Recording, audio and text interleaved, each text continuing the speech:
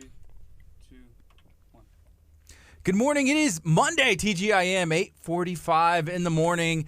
If you're watching on Facebook, Curt, what should somebody do if they're watching on Facebook right now? Somebody definitely needs to share this video out. The more that you share, the more positivity goes out into the world. Why is it so important to spread positivity, especially on social media today? There's so much positivity out there already, right? I was thinking this morning, I woke up and I turned on the KHEA radio app and I was listening to 99.5 FM on my phone from anywhere, right? Yeah. And there was the song of This Is How I Fight My Battles.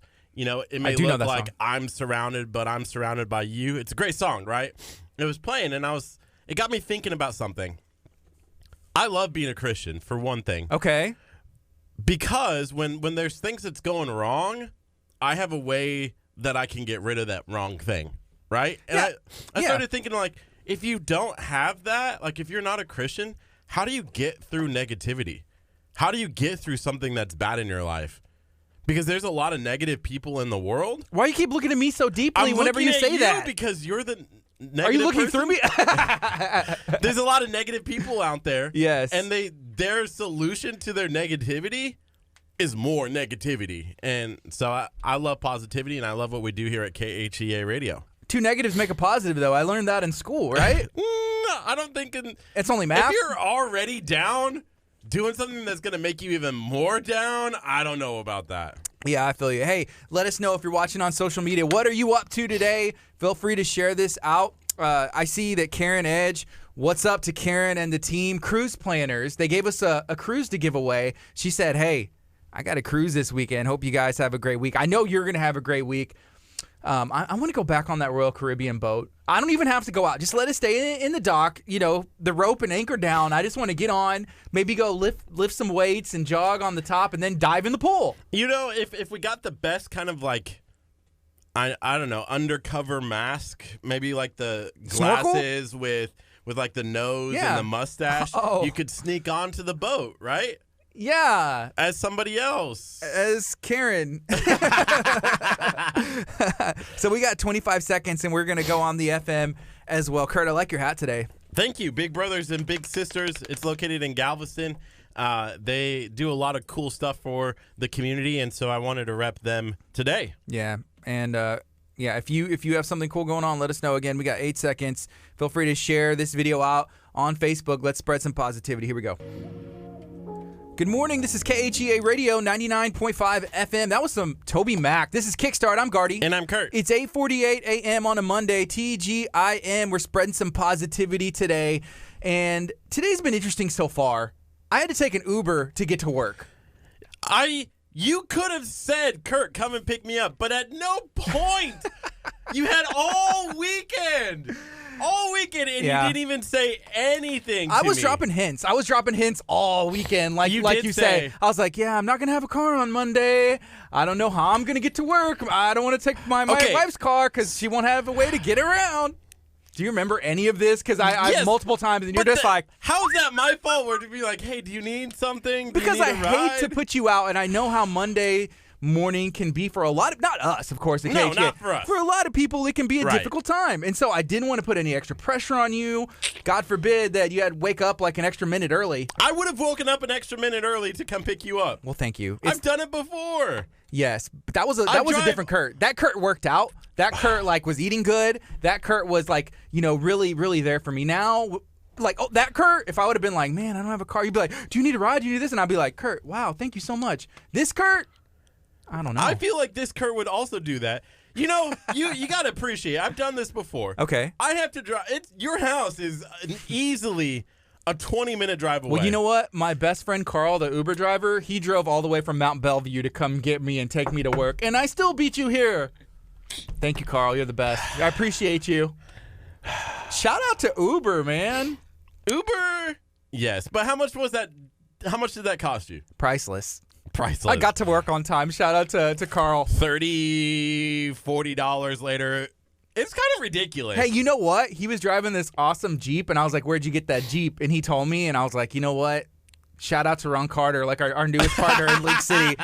I want to go test drive a Jeep so bad. I want one of those trucks that you can just kind of roll around in, and I'll throw you in the back, and we can go mudding.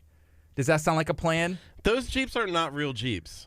Yes, they are. No, they're not. It's not a Compass. It's not a Compass, exactly. You need a compass. The compass is where the real Jeeps are. Hey, so we have a friend in studio, Joseph. What's up, man? How you doing? I'm doing great. JD. JD. Yep. Dude, JD. Yes, sir. Dude, you have a background in radio. What have you been up to? Well, I've been doing a lot of concert production now. I'm a rigger in the concert production world, and I do video tech in the concert production world. But that's what I've been doing as of lately. But I always keep my hands in radio. So I've been doing radio for a little over 6 years now. So out of all the things that you have done, what has been your favorite gig, the favorite part of everything? I can answer this. It's being here at KHEA Radio talking about Jeep compasses. that was actually on the bucket list for sure. So I don't know how. I don't even know how you've been reading, like looking over my shoulder and reading what I've been doing. But that was number like 65. So I got that already. Talk about Jeep compasses. So yeah, a rigger. What is it exactly? A rigger? Well, everything. Whenever you ever been to a concert before, right? I did Toby Mac's concert. I did I did his show twice. Yeah. So okay, cool. And what a rigger does, we go up to the rafters. So if you look up to the Toyota Center, and you can see the rafters that are going across. We walk across those rafters. We throw a rope down and we pull up our chains to the chain motor that hangs when you go to the events and you see all this lights and truss hanging in the air. Yeah. Well, that doesn't happen until we get there, the riggers. So the motors get pulled up and then the production staff comes out and the motors are all hanging right above the floor. You can't be afraid of heights to have that job. No, we work at 400, 300 feet, 400 feet, something like that. So with like radio towers, have you ever had the opportunity to have to climb those? I have. I just the personal one that we have within the group that I'm with over on the north side of Houston. That's 246, but I haven't had a chance to do a real radio tower. Like there's a guy who gets paid $100,000 for climbing a tower one time a year. That's all he does, huh? But it's a mile climb. Wow. He climbs 1 mile to work and 1 mile down, but he only has to do it one time a year. Man. Yeah, that's a long climb. That's a different kind of person. Mm-hmm. It takes a lot to be able to do that. And then obviously, hey, you can climb a mile up. You got to climb a mile down, get home safe. That's the name of the game. Mm-hmm. Absolutely, yeah. And then come back to your family. Yeah, you got you have your harnesses on, your safety gear, so it's still. Can we climb the tower? We have one outside. How cool would I'll it be you. if I climbed it in a hot dog suit? That would be great. Great video, right? No Yeah. harnesses or anything. Let's go. No, you'd have to wear a harness. You'd have to wear a harness. Harnesses are for weak people. What? I'm saying, like if Kurt, you would 100% fall. No harness. You would die. Okay, yeah, there are people. Have you seen those like those stunt devils who run across like buildings and stuff like that? Parkour. Parkour, yeah, parkour. But this is like parkour. Yeah, parkour. But yeah. this is extreme parkour where they're like jumping from building to building, like over streets and stuff like that. Were you watching Spider-Man? A little bit. Yeah, into the multiverse or the Spider-Verse. I saw that movie, and it was on Netflix for free. But yeah, I've seen that. I saw Spider-Man. No, I know what you're talking about. And they put on GoPros, and they just go. It's pretty dangerous. Yes, it's intense though.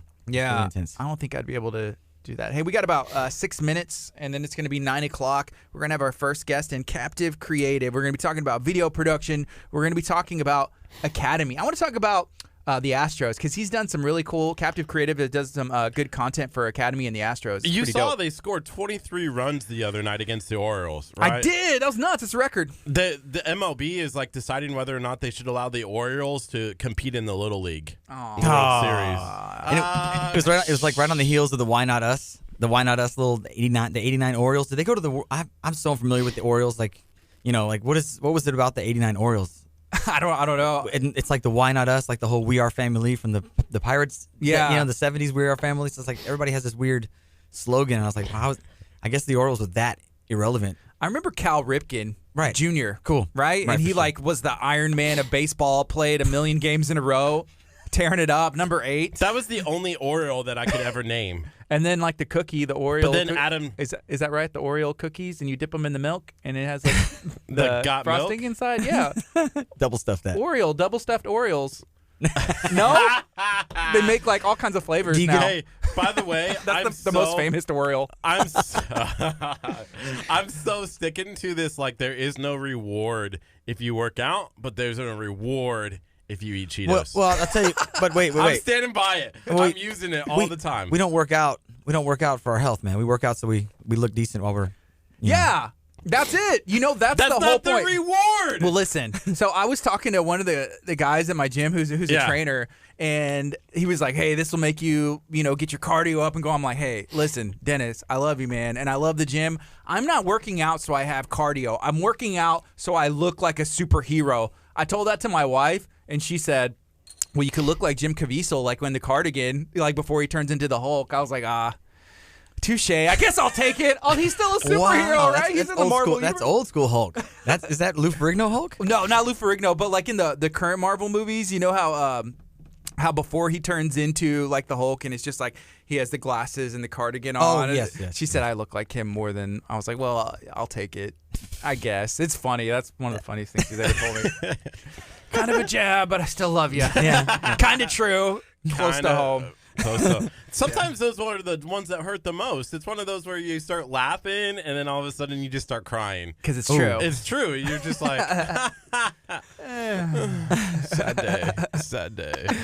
Hey, people are eating me up for saying that the harnesses are okay. Wear a harness, safety first. Right, absolutely. So harnesses are not for weaklings because I wear one. I have to wear one. It's OSHA requirements to wear a harness. So you have to, man. It's not but government oversight. Too much government. Let's go. Get rid of it. No, you're absolutely right about that. Yeah. Hey, JD, you've done a lot of work at different radio stations over the years. What are some of the places that you have been on in different ways? Man, basically, I was really lucky. I had such a long background in the music stuff that I was able to just kind of meet the right people. Went to school, almost got an associate's degree in broadcast journalism, which they don't even do that anymore. Now it's all sensationalism. So broadcast journalism is not even offered. Like that's not even a career field anymore. Where were you studying at? I was going to school. I did some online school, Alvin Community College, University of Houston, U of H, stuff like that. So, okay, cool. Because I know Alvin, ACC, I think they still have like a radio the department? RTVB, the radio television broadcasting course is really good. Yeah, they're really good down there, and they don't hold you back, and they cater to people that are advanced. You know what I'm saying? They push them right along and stuff. So I liked it. It was a good program down there.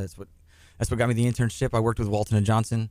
I did mornings with Steve Fix at the Arrow. I did worked as a producer, on-air producer for 740 KTRH with Michael Berry and over at with several shows at KBME Sports Talk 790. So. And then over at Salem, I was a producer for 1070 AM, which is a political talk station. So. Yeah. With AM radio and FM radio being different, I guess the main thing that I notice is there's a lot of talk. But doesn't AM have like a larger frequency, or does it go further, or I'm making up stuff? Well, AM is amplitude modulation, then you got frequency modulation was FM. So okay. AM is just a different style of band. It's just AM is just a format. It's the last bastion of old school radio because we in AM radio there's a lot of talk. There's not so much music. Phone calls, people gives the opportunity to call into the station. The FMs are so logged down with what they're required to play.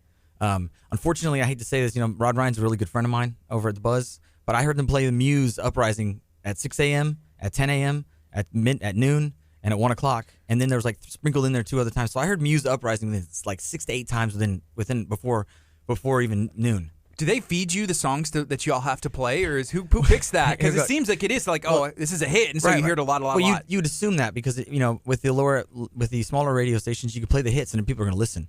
Right. But unfortunately, and I'm about to red pill the entire audience because they're going to learn that there's a board of selections for the music, and the music's being chosen by people in Utah and Idaho, Oregon, and they're picking the music for Houston. And they're picking this for this market. It doesn't make any sense, but that's just how focus groups work. And so, And then they send it out to multiple stations that are owned, and they kind of playing the same thing? All iHeart stations will have a format for the Hot AC, which is the Hot Adult Contemporary. All the iHeart stations for the alternative will have set playlists. Yeah. That the program director now doesn't even have control of. Now it's just a file that he loads in. He doesn't really there's no music director anymore. They've had to cut down so many positions and stuff because of Bain Capital came in and bought all those stations back in the 90s and just really tossed up everything. Can you imagine having the job that you're the person in Utah, Idaho, wherever, and you're like, this is what's going to be popular. This is what these people are going to be listening to. And people like it because a lot of times you hear it enough and it grows on you. That's the way music works. Yeah. I do it here.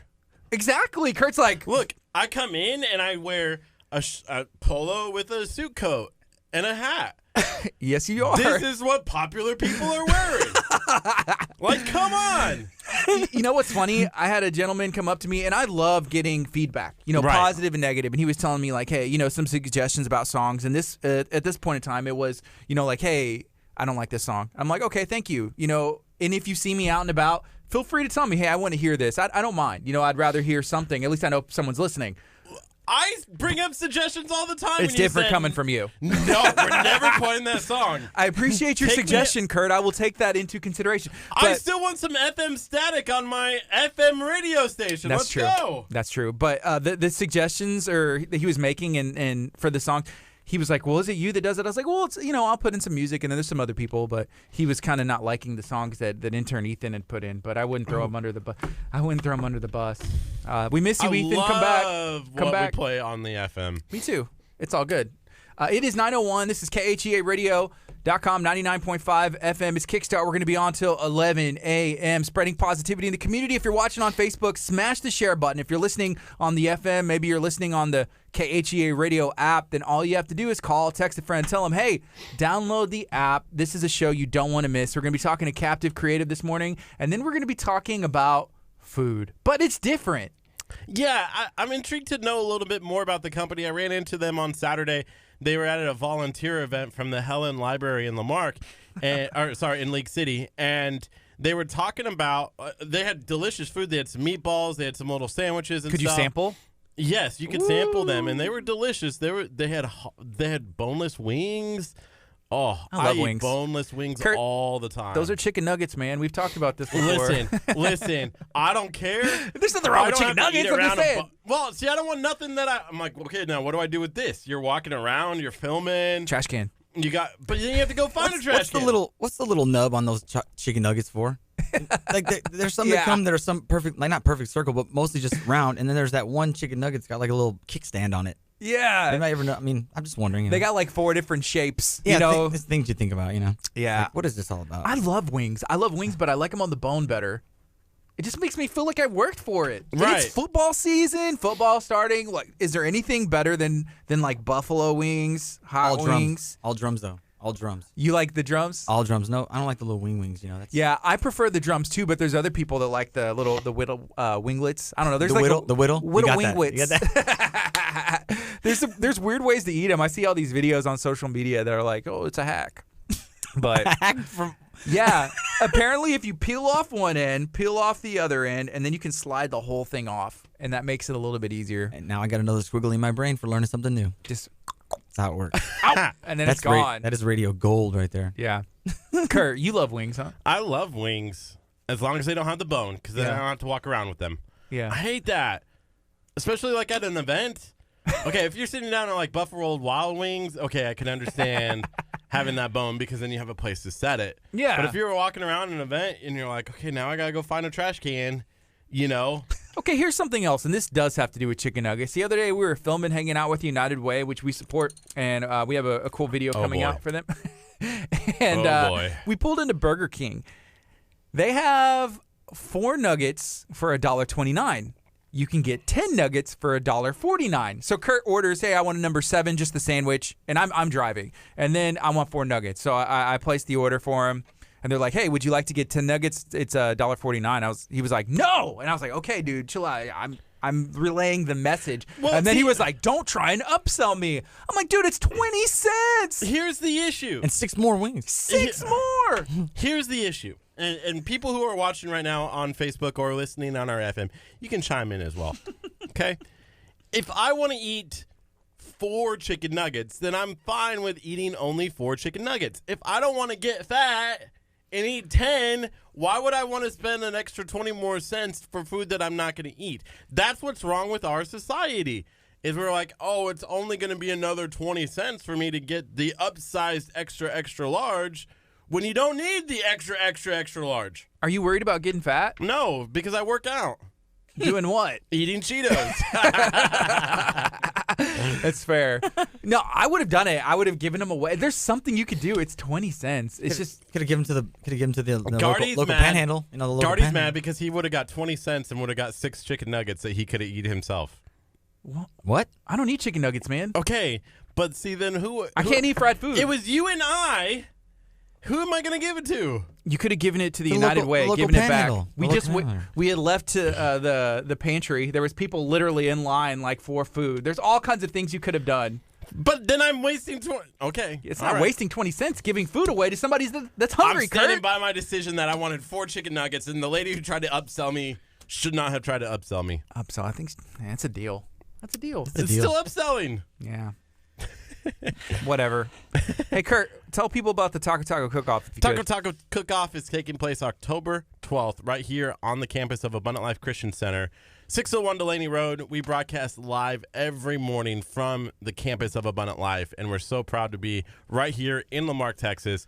Go check out talkoftaco.com in order to register a cook-off team, or if you would like to sponsor, or if you are a vendor and want to have a vendor spot, we have some vendor spots as well. There's going to be games for the kids. There's going to be tacos for you to eat. There's going to be tacos for you to cook, and it's going to be a lot of fun. There are cash prizes for the cook-off teams. What? So you're going to want to enter the Talk of Taco Cook-Off. I was looking for a way to cook tacos outside, and I found all kinds of options. So I'm like reaching out to these people because I want to bring them in so that way they can show like, hey, this is how you do it. This is how you can easily cook tacos outside. There's like some really cool places. Man, I'm setting up a campfire to cook my tacos. in the parking lot. In the parking lot. That'd be awesome, wouldn't it? JD, are you big on tacos? Is there any? Oh yeah. What kind do you like? Is there any places? Any place I like. Well, actually, right around literally right around behind where we live at. Yeah. There's a taco truck, Ooh. and she cooks the bombest pupusas.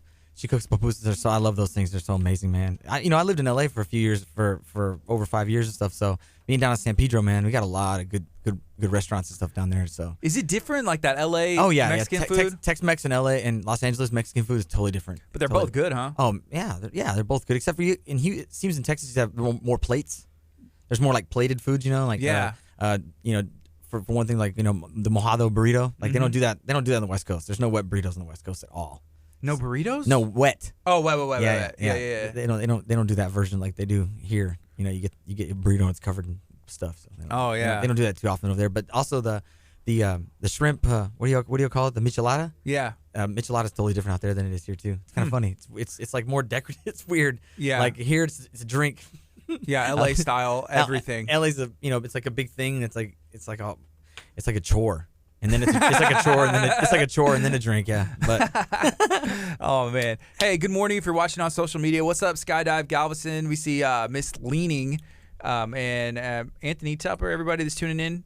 Brock, feel free to share this video out. If you are watching on Facebook, we appreciate you taking the time. Kurt's outside, and I feel like he's trying to track down our guest. We have Captive Creative coming in. There's a really cool program called the Monster Catch that Captain Sharky has been putting out. We've been hosting that on our social media, and it's been getting hundreds of thousands of views. It's really cool. Whenever you see something local that's done good, especially on I don't know, it's crazy. You know what I'm talking about? It's hard to find good TV. Michael Marquez is a good friend of mine. Okay. Yeah, I put him on I put him on my radio shows a lot because of what he does, and especially I was like one of the first ones to report on him when he did the whole fire thing in the boat. Do you know about that story? No, you know what happened? He was just out. He had just bought a brand new boat because he's expanding his business, was growing, and they looked out in the bay and there was a boat on fire. So him and his first mate is what you would call it. They jumped in their boat and just raced out there and saved the people that were on the boat. Made Channel 2 News and everything, and really springboarded him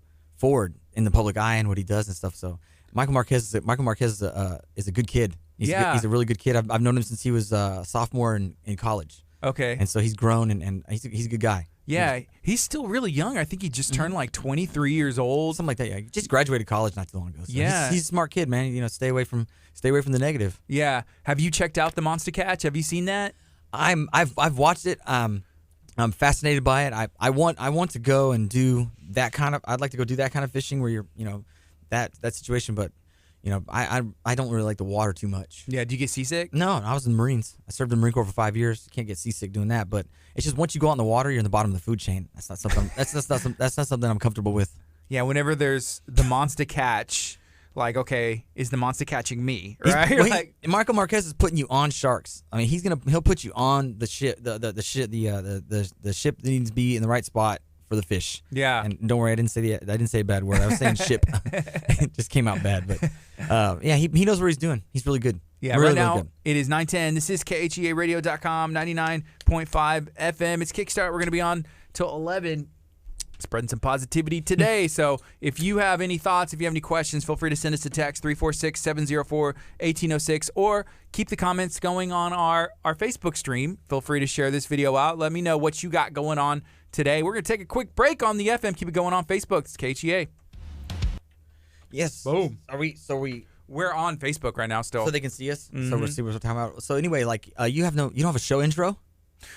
No, like I can make production? I can make one. Yeah, I mean, you got it all. You got the emails, right, of all the production stuff I made. So that's what I can do. I can do radio imaging, voiceover spots, commercial production, all that kind of stuff. So if you guys want a show intro for the morning show, that's easy. I can make one of those. That'd be cool. I can make one of those. Yeah, we just started hosting all of our stuff with Anchor. Have you heard of Anchor? Like the podcast? Oh, sure. Yeah. So it's just another service where they just like blast it everywhere. You know what I mean? Yeah, yeah. So like Spotify and I don't know. You got a YouTube channel? Yeah. You guys might do well if you keep it the way it's going. You guys would stay monetized on YouTube. If the content's good, Yeah, we need to build our audience on there. We just gotta start creating content. Yeah. And make your channel known. Yeah, if you search KHEA Radio on YouTube, then you should subscribe. That's all you got to do. Subscribe, hit that subscribe button, and it's another way to access some really cool content. And the thing that we have found, and this is funny because we heard this from like doctors and different places have restrictions on what you can access on their Wi-Fi. So if you're at school or you're at a hospital, they may have Facebook blocked for different kinds of reasons because they don't want people accessing it. But YouTube will not be blocked, so you can access it at school or some other places like that. So there's different ways that you can kind of get around checking out what we have going on. Yeah, there's a lot happening that we like to do that we focus on every single day. So it's really kind of cool. What do you like to focus on every day, Kurt? Positivity. Yeah, but Community. begin Cheetos? like Cheetos. Cheetos. That's Cheetos. better. Wait, I got a question. Yes. Are you a flaming hot Cheetos guy or original? No. Original recipe? Puffs. Original recipe? He wants Puffs. the puffs. Oh. That's not original, Kurt. You got to say That's not the Cheetos original Puffs. recipe, sir. You're a Cheetos puff guy. That's not. No, the original's the crunchy. Nah. Yeah, the original recipe, the one that started it all. No crunchy. Yeah, Chester Cheetah, he was like in his house one day and stumbled across the recipe, and the rest is history. That's like the greatest character, like him and Tony the Tiger, Chester. He's kind of like. He's cool. What do you mean he's kind of like the new smooth? new Chester Cheeto. He's like, well done. He's like the way the commercials are. He's very smooth. Yeah, Ooh, but the yeah. old one he was very out there, kind of Chester Cheetah. Yeah, but I remember that. Remember the Noid from Domino's? No. You don't remember the Noid from Domino's? Is that like the actual Domino? No, Domino's Pizza. Yeah. The Noid. No, what was the Noid? It was a long time ad campaign with the Domino's, like the Noid. You were annoyed because you ran out of Domino's Pizza. It was like this little guy dressed in a red suit. All through the 80s and 90s, man. Noid. The Noid. I see him. And now that him? Yeah. So now that I do see him, I am familiar. I remember this guy. Let me see. Yeah. Because Do you remember him? Because it was him and then the Little Caesars dude, Pizza. So they would No. those two were battling it out for a while. Yeah. You don't remember that dude? No, I don't remember that dude. How old are you, I'm Kurt? 30. You should know the Noid. He's from Nebraska. Okay. They might no. not have had the Noid in Nebraska. Hey, You're here's the from, best you're thing. from Nebraska, aren't you? Uh-huh. So whenever I searched, Domino's Noid, it was like, you may also search, guess who? Chester Cheetah. That's how it works, man. Oh, yeah. So cool. He was better back in the 90s than he was today. No, come on. Today's Chester Cheetah is awesome. There's also Twinkie the Kid, Sugar Bear. Sugar Bear is legit. Here, I'm pull up a We've picture talked here. about this before. Do you remember Cookies and Cream, the robbers? And then they got rid of Cookie them. Crisp. Cookie Crisp. Cookie yeah. Crisp, yes. Yeah, with the robbers. Yes. Yeah, Yes. and they got rid of them. They're no longer because they're too dangerous for kids. So Sugar Bear, whenever you search him, it is like from a cereal, and it's this guy. Yeah, Sugar Bear. But then- Smacks cereal. Yeah, Smacks. Yeah. And then you search it, and then Honey Boo Boo. You know what I'm talking about? Honey Boo Boo, like Snacks. the person? Like, you know the TV show, Here Comes Honey Boo God. Boo? Apparently there's a character, one of the guys on there, they call him Sugar Bear. Yes, so that's right. Now he shows up whenever you search Sugar Bear instead of the cereal. It was Saturday morning cartoons on USA Network and Smack Cereal. Yeah. Remember the USA Express, the Cartoon Express on USA? Mm-hmm. Dude, I grew up watching, it was like Fox cartoons because it was like Freakazoid, Animaniacs, you know, those are like the main ones. X-Men in the 90s was awesome. Yeah. Legit. Kurt, did you watch that? X-Men? Well, like the Fox, after school cartoons. And Saturday morning cartoons from Fox, no? Power Rangers? Nebraska, what you got? Power Rangers. We had Power Rangers. I remember Power Rangers. I think it was on Fox. I was more Fox Kids. Really? So did you? I thought it was on like CBS. Well, it was probably different for. Well, no, I was going to ask you, like, you're from Nebraska, so that whole God made a farmer. Did you ever hear that? Oh yeah, from Paul Harvey. Yeah. Paul Harvey. Yeah. So that's probably why you don't know much TV and stuff, because you're out there working, weren't you? Oh yeah, we were out there working in the ditches. Working we call it detasseling, where we detassel the corn. Did you really do that? No, I never detasseled, but I always covered stories. And my friends, I never wanted to do it because it literally was you woke up at like 4:30 in the morning, you go out into the cornfields, The crack of dawn. and you pick Yeah. the husk off the corn. Like you take off the tassel off the corn, and you do that until like 1-2 o'clock in the afternoon. And it's like you're just walking around outside in the hot heat. I was like, why? And they're like, because you make good money. And I was like, nah, I'm good. My parents are paying for everything. I'm all right. I'm good. Did any of your brothers or your dad do any of that? No. Caspers aren't cut out for that. No, we were more like working at Subway and eating food. Ain't nothing wrong with working at Subway. Right, making the cookies. Make an honest living. Cornhusker? Are you a Cornhusker? I am a Cornhusker. Okay. Like, isn't like you like the Nebraska Cornhuskers, the football team? Football's coming back August 31st, and I cannot wait. I'm already pumped because Nebraska's going to win the national championship this year. You're out of your mind. Put some money on it. Yeah, I will put. I put money on it. I don't know about national champ. They'll make the playoffs this year. Oh, now you're backpedaling. Now you're backpedaling. Well, you put money on it. How about this? Let's When you figure put out. the money on it, then I'll back out a little But let's bit. figure out what conference Nebraska's going to play in this year. You know, they were in the Big 12. Now they're in Pac-12. Now they're Big 12 They again. were never Pac-12. in the Pac-12. Big Ten. Then they moved over to. They moved to the Big 10. They Pee-wee. stayed in the Big Ten. Pee Wee football, Little League. They were in the Big 12 for a little while, right? Then they started playing coach Yeah, pitch yeah, for that's some where they reason. It's not started. even the right sport. I'm just kidding. Listen, they got more national championships than Texas. This is true. No, they're a formidable team, man. But you're gonna have to get through Clemson. I'm an Aggie, so that's where I'm at. I'm an Aggie. That's how it goes. But you're gonna have to get through. All roads lead to where? Tuscaloosa, anyway. You know, Alabama or Clemson. So here's the funny part, and this is probably, this will probably take it away from our audience a little bit, but I'm gonna get into this. How can Texas A&M, the Aggies? Okay, I'm probably gonna make some people mad. No, how can the Aggies never have won a national championship? A lot of the selection process back in the day was so weird. Like a newspaper would announce who the winners were back in the day, right? So Aggies have won a national championship back in 1954. They did. Hello, Okay, obviously. But listen, they are in the SEC Now since 2012. Okay, they are Under- in Texas, which is one of the highest states, right, for talent, high school talent, and they can't have a good football team. They do well. There's been a lot of key under the shadow of Texas, the University of Texas. You know the way they act and everything. We're the T-Sips. I like to call them T-Sips. That's what we call them. Aggies call.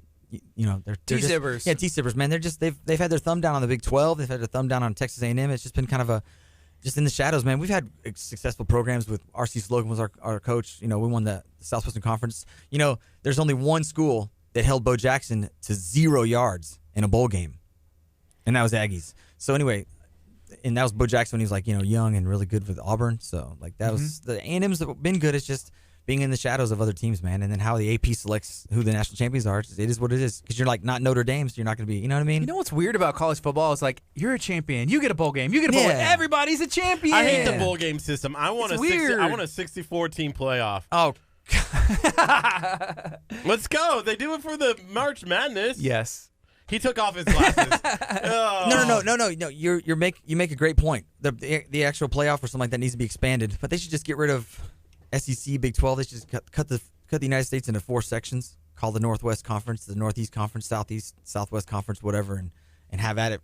But the way they do it, because of the teams at large and Notre Dame, they're not with the conference at all, so they kind of like slide in if they got a good record. It's just it's a lot of politics. There's so much money that gets made with those bowl games and all the different colleges and universities, and that's what it boils down to. I think that's why like everybody's a champion. Everybody has the opportunity to if they got rid of all the bowl games, it's like, well, we make millions of dollars on the naming rights for this and the commercials for this and the TV deals, and that's a lot of money. So let's add another bowl game. We got the Gallery Furniture Bowl. Shout out to Mattress Mac. Terrible. It's terrible. That's too many games. Yeah, shout out to Mattress Mac. He's still going, man. But I remember the best part about being like a young kid though is watching those bowl games. I remember watching bowl games like all through holiday break. Like you get that 2 weeks off. What are you doing? Watching bowl games. You're watching football. That's right. All day, every day. I remember Christmas Eve, being at my grandparents' house, and I think that's when the Hawaii Bowl is.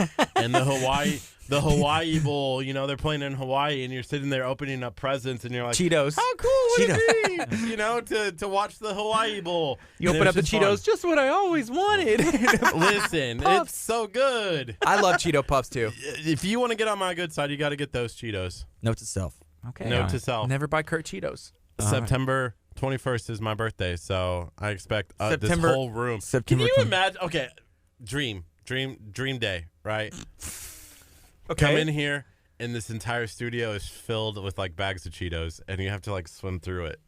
Interesting. Right? So your birthday's September 21st? It is. Mine is tomorrow. What? Hey, happy early birthday. Thanks, man. Thank you. Happy early birthday. Thank you. It's just another day, but birthdays are weird. Like as you get old, you get older, start getting up, and it's just like it is another day. But it is nice to be able to celebrate and do fun stuff. Mm-hmm. But I served in Iraq for one of my birthdays, and then boot camp for another birthday, and like a lot of them were in the field. So birthday's just like another day now to me. Yeah.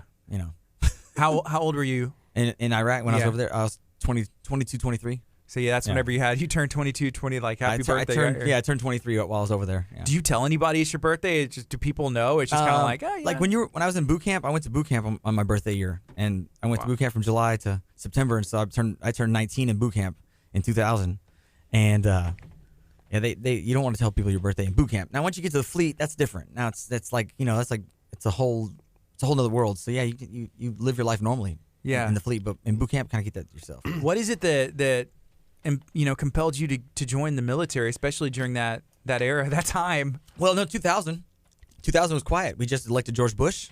Clinton got ran out. Military's gone through a huge reduction in force and stuff like that from Bill Clinton. And so we were just getting back into the gear of things of having a more military-minded leader in office. And I remember when I graduated boot camp, my senior drill instructor said, we got a Republican in office, so better get ready. Be prepared. I'm like, we're thinking, what? What does that mean? And next thing you know, I'm on duty, squadron duty, September 10th to the morning. And then I wake up and I'm like, man, this is amazing. This is an amazing movie. We just had Day After Tomorrow. We just had Cloverfield. We just had a couple other movies that were like blowing up New York. So I just was like, whoa, this is insane. And then my squadron duty guy woke up and he's like, that's not a movie, dude. And the red phone, the bat phone went off and so on and so forth. So I joined during peacetime and I stayed from 2000 to 2005. With the initial, I was in the initial invasion in Iraq in 2003. Wow, and the first couple days. Knowing all that happened, you were in there during like the quiet time. I mean, would you have done it again? Oh yeah, because I come from a long line of military family. My grandfather's in World War II. He fought in the Battle of the Bulge. He is the reason his graduating class from Texas A&M is the reason why they're the fighting Texas Aggies, because he went as a junior in the Corps of Cadets, and Patton said he's not going to fight his war without his Aggies. And so that's where the fighting Texas Aggies comes from. Is from my grandfather's graduating class. And my dad was in the Navy in the Tet Offensive in Vietnam, so I just come from a military background. And you said the Marines, right? Mm-hmm. Why'd you choose the Marines? Because you never want to join the service for somebody else. And so as much as my grandfather wanted me to be in the Army, I didn't want to join the Army because I didn't want to join the Army. And the Navy, it's pretty self-explanatory. I wasn't down to be in that tight of close quarters with that many guys. Yeah, I'm just joking. That was a stab to my Navy guys. Anyway, but no, I just didn't want to do the Navy because my dad did it. So I was like, and the Air Force didn't really appeals to me at all because I was in Air Force ROTC for 4 years at high school. So I was like, this service is kind of weak. So I was like, I'm gonna join the Marines. So I joined, and I joined right out of high school. So we've talked about that before. Just the kind of person that will join, especially the Marines, because that's the one where it's just like, hey, it's not easy. You know, Not at all. you can't be a Marine like. And I'm sure boot camp breaks you down. Like, what was that experience like being, 18 years old? 18 years old, 125 guys stepped off the bus the first day for my. I was in platoon 3081 and lead, and 3rd Battalion, and we had 125 guys start, and we graduated 61. Wow. And they just drop out of nowhere. Like you're going to classes or whatever, come back and like, whoa, there's an empty bunk. What happened? And it's just day after day, things. It's just do you how it get works. cut, or do the guys are just like, I can't do this anymore? Yeah, or both. Either both of them. You get hurt, got to drop back. People walk up like you're in the middle of a run, and you see dude fall out. And you're like, whoa, and you want to run back and try to help them, but they're going back to, I can't do this or whatever. And so no harm, no foul. In boot camp, they just send you home, call it a day. But once you've graduated, it's a whole different story. Then now. you're in there. Yeah, now you're in there. Now getting out. Not voluntarily, just like, I'm gonna go home. Yeah, Like, you can't. It's do that. not. Yeah, it's not that's like jail time. Versus if you just did it right before graduation boot camp, you just go home. Done. We want to weed those people out anyway. Right. You want to go through that long of a process, and then like I don't want to do this. That's not good either. So. Yeah. It's a brotherhood, isn't it? Oh yeah, absolutely. I mean, when you're out there and you're, side by side and you're in Iraq or wherever you're at, it's If I at the VFW walk down the street, Marine's a Marine is a Marine is a Marine. So and sailors and Air Force airmen and Army dogs. We're all brothers. You know what I'm saying? So we look out for each other as veterans, and in the service, we're pretty. It's pretty fun. yeah. So you said for 5 years. 5 years, yeah. Just a little over 4, like 4 years and 9 months or 10 months, something like that. Okay. Yeah. And then whenever you got out, was that a easy transition? No, what did not that at look all. like? No, not at all. No, they don't do enough. They want you. They don't do enough. They want you to stay in, but they don't do enough for you if you do want to get out. They just kind of, nope. Have a nice life. Thank you. Well, now they're doing more, but back in 2005, 2004, wartime, it was like, oh, you don't want to go back and fight some more? Well, then get out. Yeah. So it was after making us stay longer for stop loss. Yeah. Whenever you did get out, I mean, if you were in that initial invasion, Iraq, you were there. You joined in 2000. You get out of the Marines, and PTSD. There's a lot more information about it. There's a lot more like, hey, we should take care of these people who served during that time. What did it look like? I'll tell you just like this, man. We went over there. We did a job. You signed up for, right? And Right. You join the military, and especially if you join the Marine Corps, and you think that you're not going to do something that's going to challenge your what is it your worldview. If you think that's not going to happen, you're insane. And so I went over to Iraq, and I think I have a little problems with certain things here and there that I deal with on a regular basis. But that's part of the job. I joined, so I'm not going to go down and cry and complain about it and try to get a paycheck from Uncle Sam. I voluntarily joined the military, so that's the kind of stuff's going to happen. I pray for the gentlemen that are severely traumatized because, those 0311s, the grunts of the infantry, they were right in the mix of it. So they're the ones that deal with it the most. But it's just one day at a time. That's all you can do. Yeah. That's it. So when did you decide, like, hey, I'm going to switch it up and we're moving to, I'm going to do some radio. I'm going to try my hand at this. I've been a DJ for 15. I've been a vinyl mixing DJ for like 15 years since 2001. I spun some records for the first time at a person's house, and it's like what they call the black crack. Once you touch vinyl, once you touch it, you never go back, right? So I got the bug, and I've been mixing records for a number of years after that. And this guy heard my voice on a microphone as a DJ at a club, and he goes, "Man, you have a solid microphone voice. You should give broadcast radio a try." And I'm thinking to myself, how does that, like, what do you mean? And he was the program director for 104.1 KRBE at the time. This was in 2007, and I was like, all right. So I kind of looked into it. I did a little mixing 2005 with a station, and I got a little taste of radio, what it looked like. Not all the way in. I wasn't an employee. I was just like a special on-air mixer or whatever. And so I got a little taste. I was like, this could be interesting. And so it wasn't until I lost my electrician job that I was like, I'm going to go to school. And so I went to school for radio broadcasting in 2008, 9, 10, school and internship with Walton Johnson. Just kind of went on from there. What did that look like? Working with working for Walton and Johnson was an amazing experience because you got to see two guys that were part of radio from the 70s. Years. Yeah. 30 plus years in radio, and the technicality, the technical skill that John Walton, we just lost him. He died. He just passed away. Yeah, so. And it was really fun to watch him work because he was just so, radio. And then you had Steve Johnson, who was the guy doing all the voices, Mr. O, and the Billy Ed on the morning show. And so I got to sit there and watch him, like, whoa. And at the end of the first show, they're like, can't tell anybody about this stuff. I'm like, what do you mean? They're like, I'm like, nobody knows. And like, not too many people know that there's not more than just 2 people in the studio. I'm like, are you serious? It's 2011. People don't know there's like a voice guy. Like, no, people think it's 4 dudes in there. So there's a couple appearances that they used to have to do. They used to have to go and bring these 3 extra characters.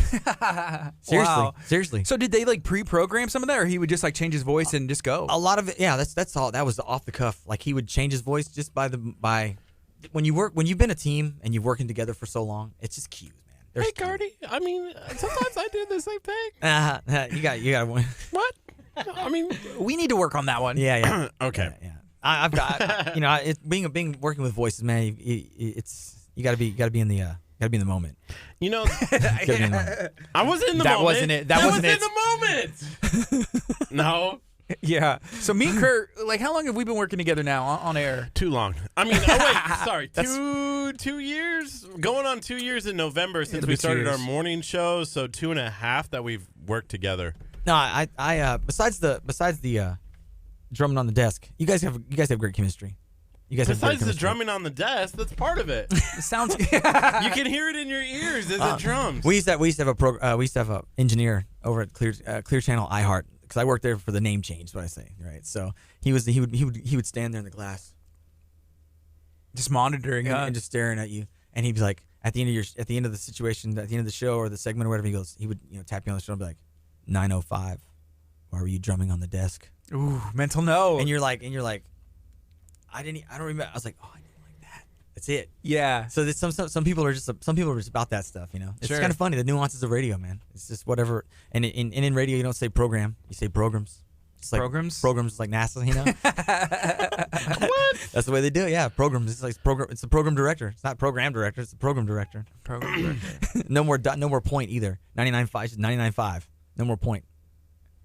99.5. That's what we've always done. 995. 99.5. Yeah. 99.5. KHEA. Yeah. That's how. See, it is. these are things that we did not know. No, Somebody should have told us. No, but what I'm trying to say is when I first got here, though, you guys are doing it right, 100%. You guys are doing exactly what you're supposed to do. You're supposed to have the studio. You're supposed to have something for them to grab onto, like I say, tangible. It needs to be tangible. You have your listeners that are getting involved. Go ahead. I can see. I was just gonna say, like, Gardy, we cannot change that. We are 99.5 FM KHEA. So, like, imagine Look, Chester our Cheetah brand. being like 99.5. Like Look. Chester Cheetah with the We're glasses. not Chester Cheetah. But we could be. But you're like the Puffs, so it could be Chester Cheetah. I'll start to cry. I'll be like, don't change our branding. If you're Chester Cheetah, then I'm the toucan from Fruit No, Loops. nobody's changing.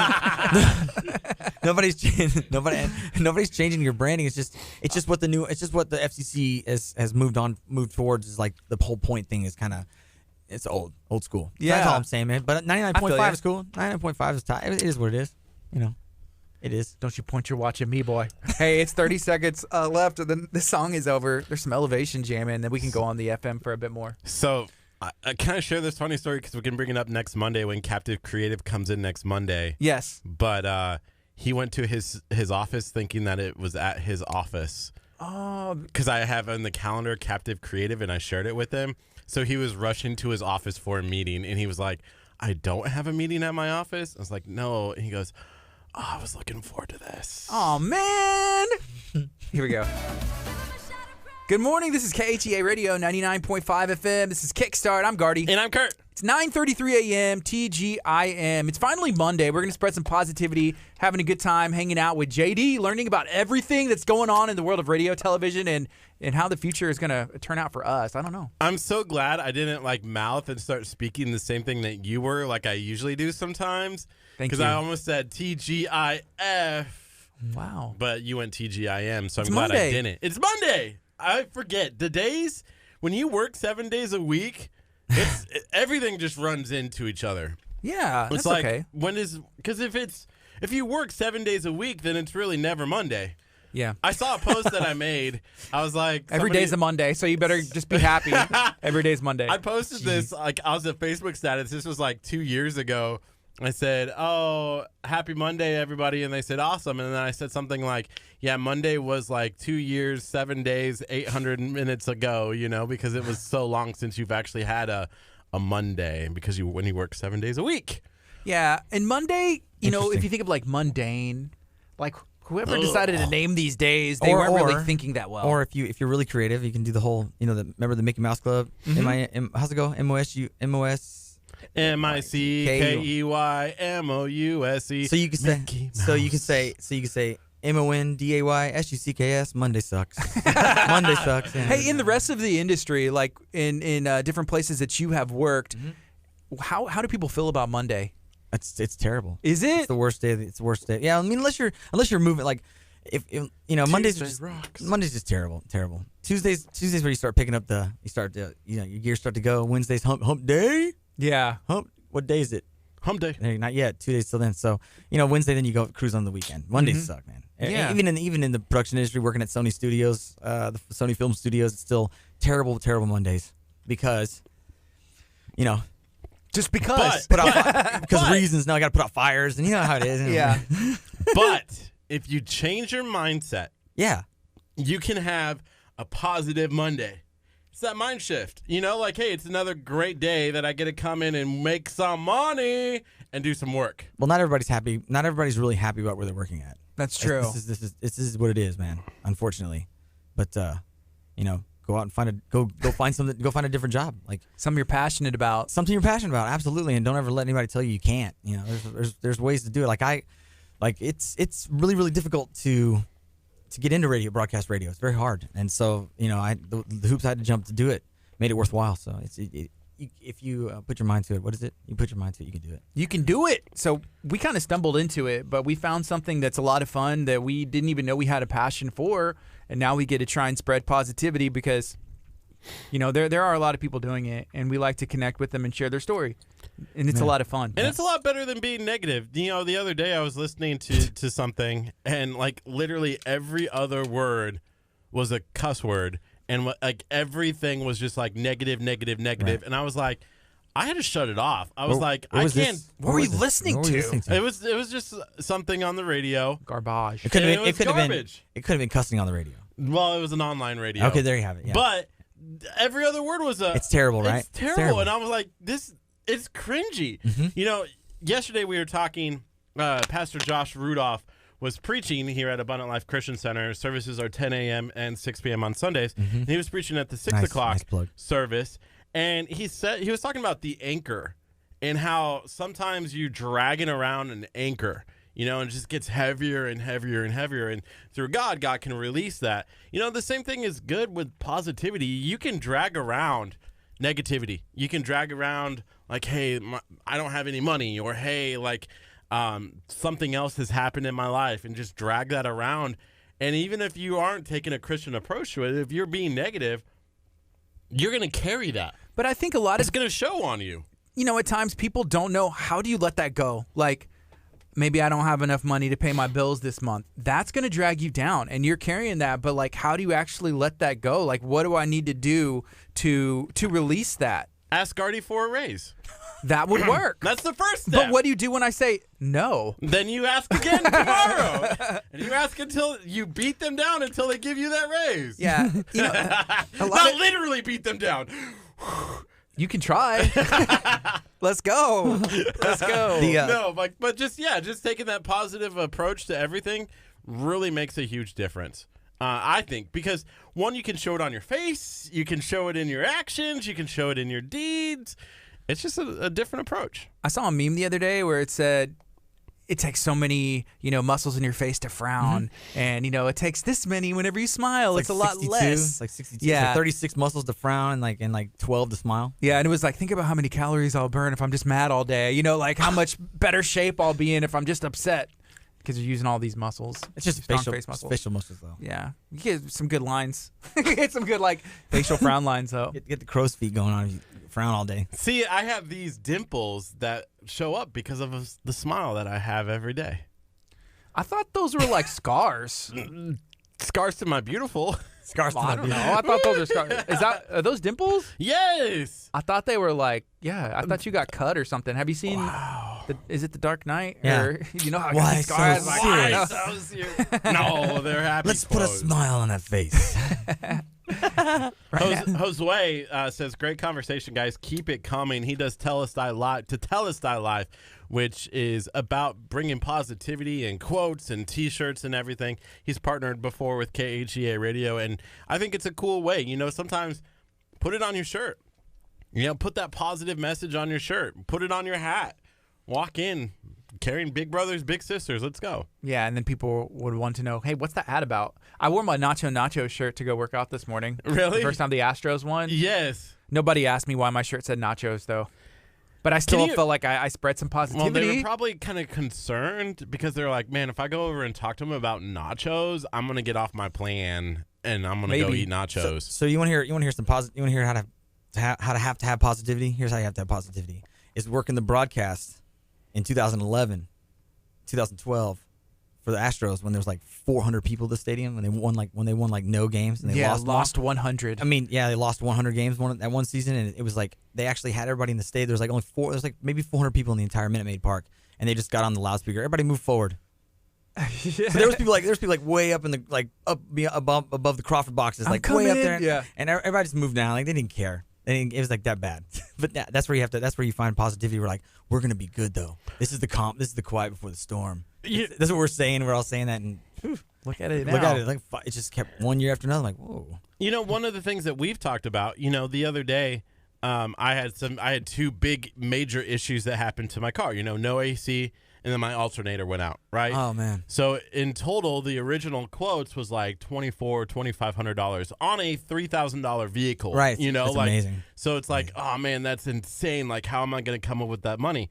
Well, then somebody blessed me with half of the alternator, and then, you know, the AC, I only ended up paying like $200 for it because people were blessing me, including Chef Mary Bass. And what would have been $2,500 now was $600 instead. Nice. And it was like, and it was hard. At times I'm like, man, I just had to spend $600 to fix my car. But then you have to take that positive switch and be like, man, it could have been a lot worse. Could have been a lot worse. You had a lot of some good people in your life, man. That's really good. That's really good. Yeah. I can't even imagine if Curt had to pay that amount. Oh, the amount of complaining. It would have been nuts. I would have been coming in here more with thankful like than nothing. he is. I've been like, I can't even drink Bang. I can't even afford it. Are those Shure inner ears? No, these are they're actually Alien ears. Okay, nice. Alien ears.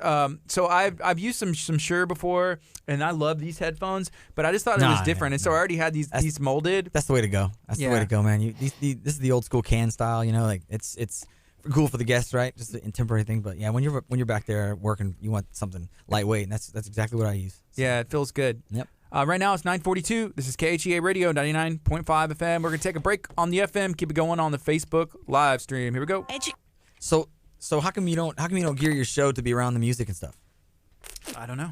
We just haven't, because whenever we bring guests in, we usually talk for however long. Right. Yeah. Right. But you can gear it to where you have you can gear it up to where you have music playing and you have stop sets. Yeah. And with the Radio Logic, you have stop set. It'll stop the music. It'll go into your opportunity to talk and stuff, and you can pick up the music right where you need to. I think some of that is because if we are into like a story that's long, or like somebody's really talking about something, we can just ignore it and keep going, or talk for however long, or not really box ourselves in. Well, yeah. Well, all I'm saying is just so that way you continuously share the content on the FM. So we do go live on the FM, right? Yeah. And then when it's time for a song. Right now, the FM is playing a song. It's playing a spot, and then it's going to go to a song. Yeah. And then when do you guys come out of the? I just trying to figure out the transitions. Like sure. When we feel, honestly, we feel. So it's 9:43. We'll probably play a couple more songs, and then less than 10 minutes. But you'll keep the chat. You'll keep the chatter going on in here. Exactly. Because we're on Facebook. People are watching on Facebook and then watching on the. Okay, I understand now. And the YouTube, and then also, we take this as a podcast, and this goes and plays on Spotify, Anchor, gotcha. And then it's eventually going to be on iTunes as well. Yeah, this is like I said, this is highly impressive, man. Highly. Hey, here's a question. Go ahead. He said, "Have y'all tried Rain energy drinks? You've tried it? I have. It has that mask on it. I haven't It tried does. it yet. I didn't notice much of a difference, but I don't drink. I don't know. I like Bang because of the way it makes me feel, I guess. Zero energy drinks. Really? Yeah. Coffee? Anything? Coffee every once in a while, man. I'm really high energy by nature. Naturally high energy by nature, man. So sometimes I come in the morning and it's just like a few minutes of just my eyes are closed, but once it kicks on, I'm a high energy guy. Yeah. So that's cool. Yeah, if you don't need it tastes good though. The little Red Bull the little one, the sugar-free one. I mean, maybe have one of those. Maybe like 3 of them a year. Maybe that's what I get if I'm gonna have an energy drink. It'll be Red Bull. Mm-hmm. I like the sugar-free taste better than the normal Red Bull because it's almost too. I don't know. Yeah, it's a pretty bitey. Yeah, it is. And then I like the sugar-free. Yeah. And I like the color of the blue that's a little bit lighter. There's a lot that goes into it. It's really good, though. I'm down. I like the color of the blue? Of the can. Because sugar-free is the lighter blue color. A lighter shade of blue, more sky bluish. Because it gives you wings, man. When I was in Florida, they didn't have Bang, but they had Monster. Okay. And like at that gas station, we stayed at a resort. Well, it wasn't a resort. I guess it was a resort. Okay. I don't know what it was. But they had a convenience store there, their own convenience store, and they had Monster, but it was cotton candy flavored Monster. Never seen that. I'm good on that. So good. It was really, really good. I love cotton candy. Bang. I preferred the Monster cotton candy over it. I didn't even know they made anything like that. Yeah, like weird. Hey, this flavor, I'm gonna make sure I don't say it wrong. Birthday cake bash. Birthday cake bash by Bang. It tastes like it tastes like you're eating a donut or something like that. Interesting. It's really good. Interesting. And it's gone. It was delicious. Yeah. So Josue, who did we talk to the other day that said they commented on our Instagram and they said that we needed to check out this other energy drink instead of Bang? Do you remember? Yeah, it was like a mix-in of a drink or something. It wasn't an actual energy drink. Oh, I don't like those. It's a lot of work. You got to do. Open it. I'm going to make a mess. And if I make a mess, I know he is. I have to go and get the water. Yeah. Like, I don't want to make your own? Is that what it was? Well, yeah, it's a little packet, and you'll rip it open and kind of stir it in. They say, oh, it's so much better than it. And it probably is. Maybe it is, but it's a lot of mess. I can just see the mess happening. It'd be a lot. Interesting. Yeah. Right on. So where do you are you in the area or where? Mm-hmm. I live just past downtown on North 45, in the Independence Heights, the Heights area, I guess you'd call it. Yeah. He lives in the area. It's like an hour and 45 minutes away. How long take it to get here? 45 minutes. 45 minutes. Cruising down. There's nobody going down 45 south. Everyone's going north. That's right. And so that's why I was like, no way it strikes again. I've had the greatest luck living in this city, being able to find a job where I'm going against traffic all the time. If you always live in Houston, I used to live in Houston, and driving out to the different places. it's nice. Yeah, it's like I was like, oh, I gotta go down South 45. Okay, can we talk about how nuts this is? Like, we think 45 minutes of a drive is not that bad, right? Right. Like people in Houston. Okay, 45 minutes is what I would take to get from my hometown to my college, right? Right. And I use that excuse that it was too far all the time to my mom. And this is in Nebraska. Yes. Okay. Yes. Okay. An hour and a half, like to get to like Spring, KHEA area. From here. That gets you like halfway across the state in Nebraska. Like it's like you can travel. I don't want to go all the way over an hour and a half. Like from the center of Texas, you can travel 900 something miles and still be in Texas in any direction. Y'all are crazy to be thinking that 45 minutes is not that far. That's a long drive. Well, here's the thing, brother. Coming from Los Angeles, also, 45 minutes is nothing. It's traffic all the time, because on the 405, you get off at 2 o'clock in the afternoon. I wouldn't get home 30, 45 miles later. 45 miles from La Cienega and near the LAX where my shop was down to San Pedro. Normally it's only 40 miles. It took me about 3 hours. I get off of work 2:30, 3 o'clock. Wouldn't get home till 6. Seriously, people did that all the time. I only did it when I drove my car every once in a while. Most of the time it was train and stuff like that. When I think of California, I think of it being expensive. That's what you always very hear. Expensive. You walk in the grocery store with $50, you're not going to get anything. You have your bag taxes. You have to buy the bags. If you don't have bags, you have to buy their bags. Everything's marked up immensely. So a gallon of milk is ridiculous. So I went in with the first day back. When I first moved back to California in 2016, the beginning of end of 2015. I was like, whoa, the grocery store, I can't get anything. It's like nothing. It's expensive out there, man. Wow. Yeah, grocery store usage fee. The grocery store usage It's like a tax? Yeah. Just for going in there? Just going in there. I was in Hawaii last year, and they had a bag buying process. Like, do you have your own bag or pay it was like a dime or something but like that. But they tax that too. So they're like, they charge you for that bag and then tax tax on it as well. But I was like, well, that's kind of a good idea. Encourage people to bring their own bags. I don't know, but it probably cuts down on. It encourages you to bring your own bags. Mm-hmm. Yeah, bring your own stuff. It cuts down the waste. We started doing that when we can remember, like at HEB or like going to the grocery store. You just have them in the back of the car, and then it's just like, oh yeah, it cuts down a little bit. they don't charge you for it if you don't. Right. But it's an See, option. I went to Austin, and it was when I was a teacher at Chavez, Yeah. and so we were at a conference, and we went in. I didn't want to spend a whole lot of money of the school's money. Okay. So I ordered, went in there, got some groceries and stuff for the week that we were there. And they're like, I was like, can I get a bag to carry this to my car? And they were like, Austin's like, no. no. And they were like, well, it's going to be an extra 90 cents. And 90 cents? For a wow. for a bag for me to Wow. carry it to my car. I was like, how am I going to carry this to my car?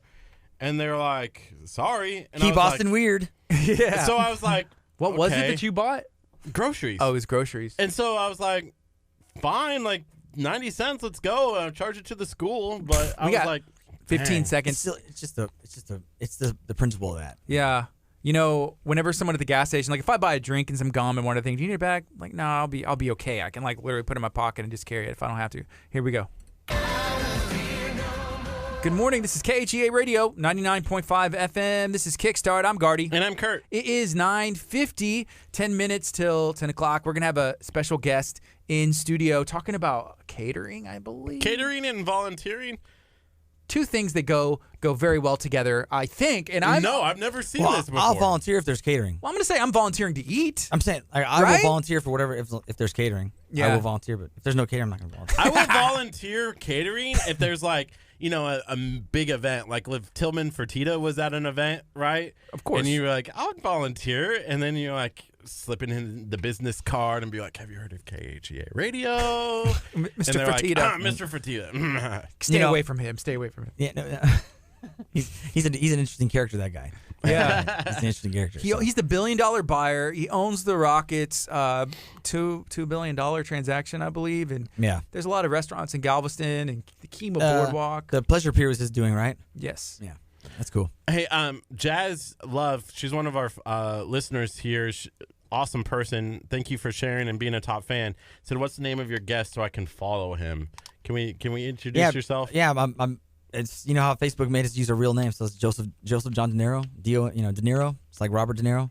He's a second cousin or whatever. We don't talk to that guy anymore. He's crazy.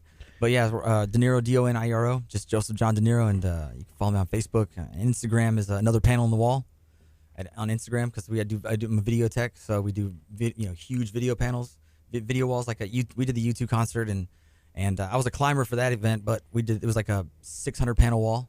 Huge video wall for U2. It's massive. So that's what I do, video tech and client and rigging and stuff like that. That's cool. Yeah. Here in our sanctuary, we have like a 48-foot long by like 12-foot high LED wall. That's what I build those, and then I'm a DMX guy, lighting guy too. So Okay, cool. yeah, sound, lighting, video. I've done. I can do it all. Yeah. Yeah. And then obviously, I guess getting into radio kind of transitioned into that. It's all intertwined. It's the production style. It's, creating stuff, creating content or whatever. But I would say just the technical aspect of being in radio is it's much more mentally labor intensive, because you have to make sure you're minding these rules and stuff like that. In the production world, we can kind of get away with a few things here and there. Yeah. But you can't cut too many corners in radio because then the broadcast itself suffers. So We cut corners all the time. actually, you guys don't. Actually, you guys are doing a phenomenal job. All the LPFMs that are in Houston that aren't doing it this way they're wrong. Well, even the big FMs aren't doing it this way. Yes. No, they're not. They're not. I wish with them allowing, like you guys allowing listeners to get involved and stuff like that. Yeah, they just don't do that in the major markets. I'll share this story. We went and did our show live at the Houston Livestock Show and Rodeo for their cook-off. We actually were there, and the cook-off, the president or whatever he was, came over and he was on our show, and he goes, "This is radio? Like, radio doesn't do this." I'm like, what? Because we can take this entire studio and go live on location. Of course, yeah. Which is Absolutely. awesome. Absolutely. And it fits in a backpack, which is cool. And then we went and we were walking around and we saw another radio station there, and there was no cameras. There was no interaction. He was in a booth and he was just talking. And it was like, It's terrible. Radio. It's terrible. It's terrible. You need to be out there. You need to have Facebook Live. We talked about this at the beginning of the year in 2019. It's the year of what? Live video. Live video. But here's the thing, man. Is the reason why it's major radio is suffering so much is just because of the way the buyout structure went, and the debt that they accrued. Like right now, KRBE, their operation manager at KRBE is a bankruptcy lawyer. Wow. All of them are suffering, and so they just don't have the personnel.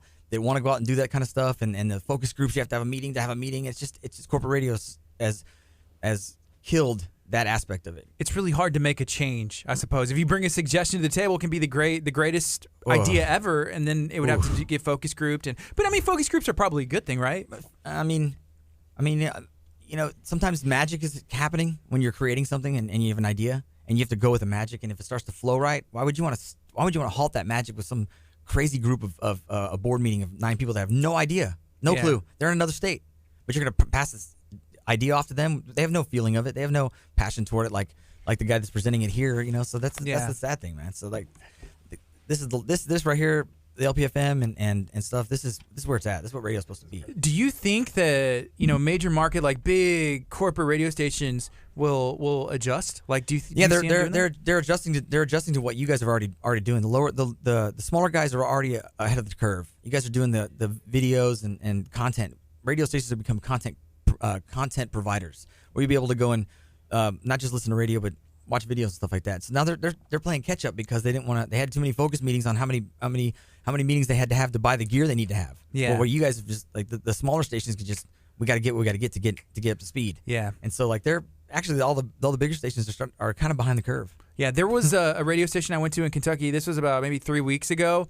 It's a large radio station. Kentucky, Indiana. Those states are smaller and close together, but they have a big footprint, right? Mm-hmm. They've been doing it since like the late 80s. Mm-hmm. Major. They're like the KSBJ of Kentucky, right? Okay, gotcha. And I was asking, I was like, do y'all do any of this? Y'all do any of this? And he was like, well, no. These guys have been doing radio since 20, 30 years. And I said, would they be open to doing like live video and stuff? He's like, I don't know. No. But it's tough. Those guys have been kind of set in their way. This is the way it's done. But they brought a guy with a TV background to be ahead of the radio of their radio station. That's the shift, is becoming content providers. And so with that being said, you're going to have some people that have some know-it-all in the video side of it. And so, yeah, those are dinosaurs, man. They're just not willing to. They're not willing to make a change. But you have to also have to think about one thing. You come in and doing the same thing over and over again. It is hard to make a change. And so, like, you just have to just keep doing what you guys are doing, because I'm immensely impressed. And so, awesome. That was our 10 o'clock guest. They're outside. Hey, I want to bring up really fast here. I don't know if you're watching the comments, but I don't know how we got on Olympia Grill, but someone was talking about Olympia Grill. Yeah, so someone said it's sad about Olympia Grill, just as a random comment, I think. Oh, okay. And Yvonne said, yeah, I had won a $50 gift card for Olympia Grill from KHEA Radio and didn't get to use it. It was a sad day when I heard it. So I reached out and I said, let us know. We'll get you another prize. We're so sorry about that, right?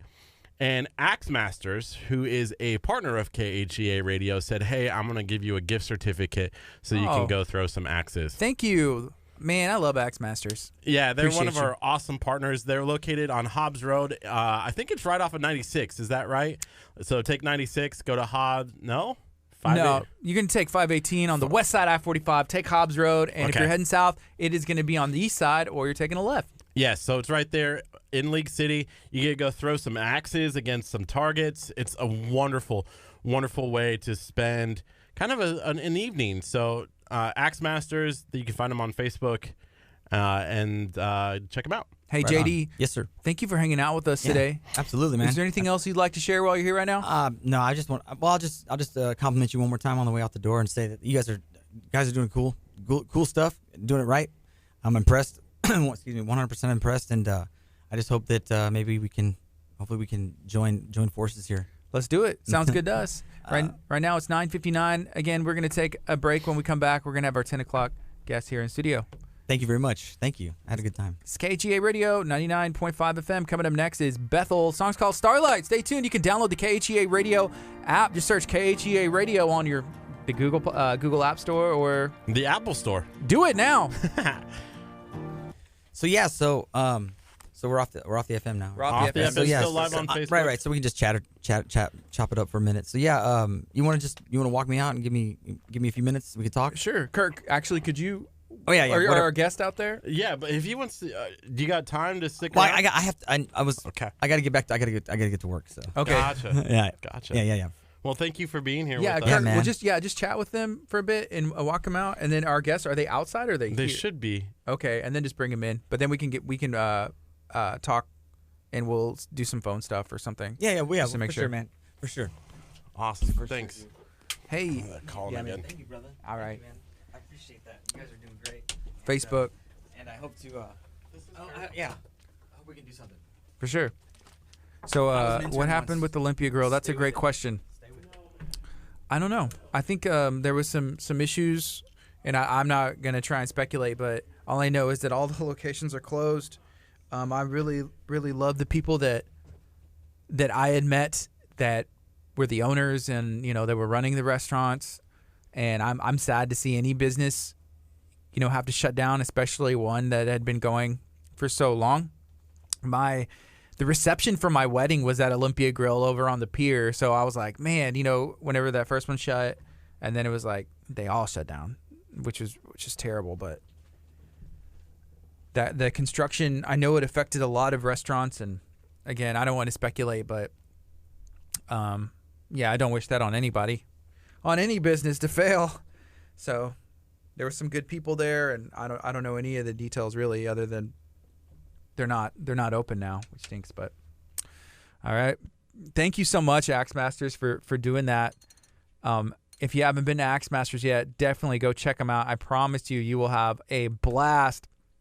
It's a lot of fun.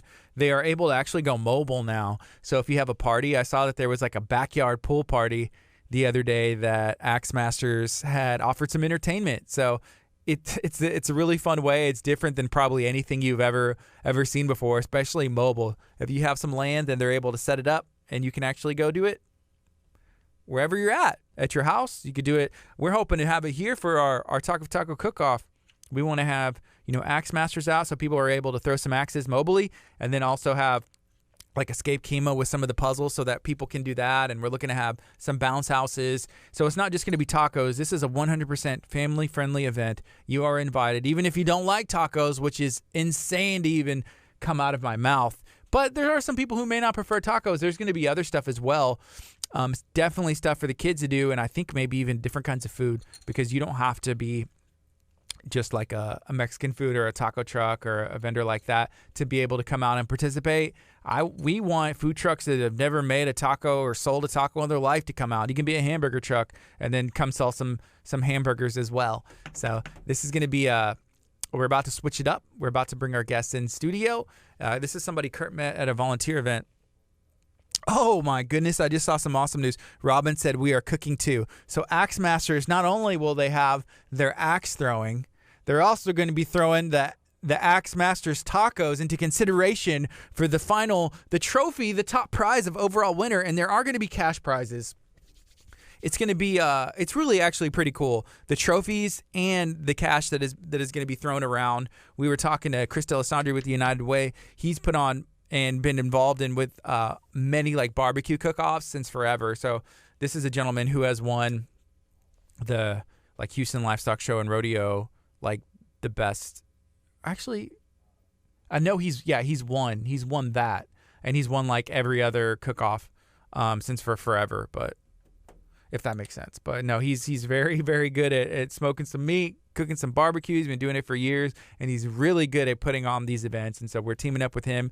This event, the Talk of Taco Cook-Off, is going to help benefit the United Way. They work with 29 partner agencies in our area. We had the opportunity to go check out multiple last week as we were filming this really cool video for them as they're doing a donor presentation, like a donor meeting later this month. And we went to the food bank, the Galveston County Food Bank. It's in Texas City. We shot at both locations that they have. They have a brand new location, and there's a ton of food that goes out there. And we were able to see some of the people that are just trying to get some groceries to make it work. It's a great thing. If you're struggling, or somebody who is, or like, man, we're just really hard this month or whatever, just go fill out some paperwork, and you're going to be able to get some help and make sure that you're taken care of. So shout out to the food bank, and they are able to benefit from the United Way, helping keep them funded. So that's one. We also went to Independence Village, which is a facility in Texas City, kind of at the borderline of Lamarck, where they're able to help some people who are dealing with challenges. Some people, most of them are adults. I think every single one of them are adults that need assisted care, and they're able to provide some really cool stuff there. We also went in to Galveston 61st Street, the Big Brothers and Big Sisters program. They just got a brand new office in Galveston off 61st. What this is a program that matches up young teenagers up with an adult, so they can have a mentor, so they can go do some fun things, so they can have a positive role model in their life. And it's an awesome program that we were excited to learn about. That was Shannon who came in studio, and then we went and filmed some of her at their brand new building. It was beautiful, like just to be able to see like the art and everything on the wall. So we went and shot at those. Then we talked to some of the donors and asked, why do you support the United Way? So again, if you want to get involved with this event that's supporting the United Way, the Talk of Taco Cook-Off, all you have to do is go to talkoftaco.com. You can sign up to sponsor the event, sign up to have a cook-off team, to be a vendor, to get involved, message us. You can call us, get a hold of us some way. If you have any questions at all, we'll be able to get those answered for you. We're switching it up. We have a brand new guest in studio. How are you doing today? I'm doing well. What's your name? Beverly Mahoney. Beverly Mahoney. And Curt was sharing a little bit about what he learned, because I believe y'all met on Saturday. Is that correct? Yes, that's correct. Okay, so what's the name of the organization you're with? Show in Love and More. What does that mean? Oh, great question. It means that we show love and give a lot more. Mm-hmm. That's our heartbeat. So what does the company do? The company actually, it caters food, but in the process, we cater our love. Mm-hmm. That's the heartbeat of our organization, is showing people love. It's a ministry. Yeah. There's a lot of ways to show love. One of my favorites is food. They always say like the way to a man's heart or to somebody's heart's through their stomach. And Right. You share a meal with someone, you share a moment with someone, and that's a great way to just be ministered to, or just to be able to learn to meet somebody. There's a lot of things that you can do over sharing a meal or being served a meal. That's right. That's my heartbeat since a little girl. So I enjoy, when I say it's my passion, besides people, it's cooking. And I love to feed them. I love to see them eat. I love them to feel the love of God. That's purpose for me. Mm-hmm. If I can feed you, then if there's some stresses in your life, the food will kind of help it, then I know what to do next. Ooh. That's pray. All right. So, yeah. That's awesome. So we got 20 seconds. We're going to go on the FM. We're going to reintroduce you again, as well as hang out with our Facebook audience. If you're watching on Facebook, smash the share button, hit the like button. Let's spread some positivity today. Here we go. We got 5 seconds.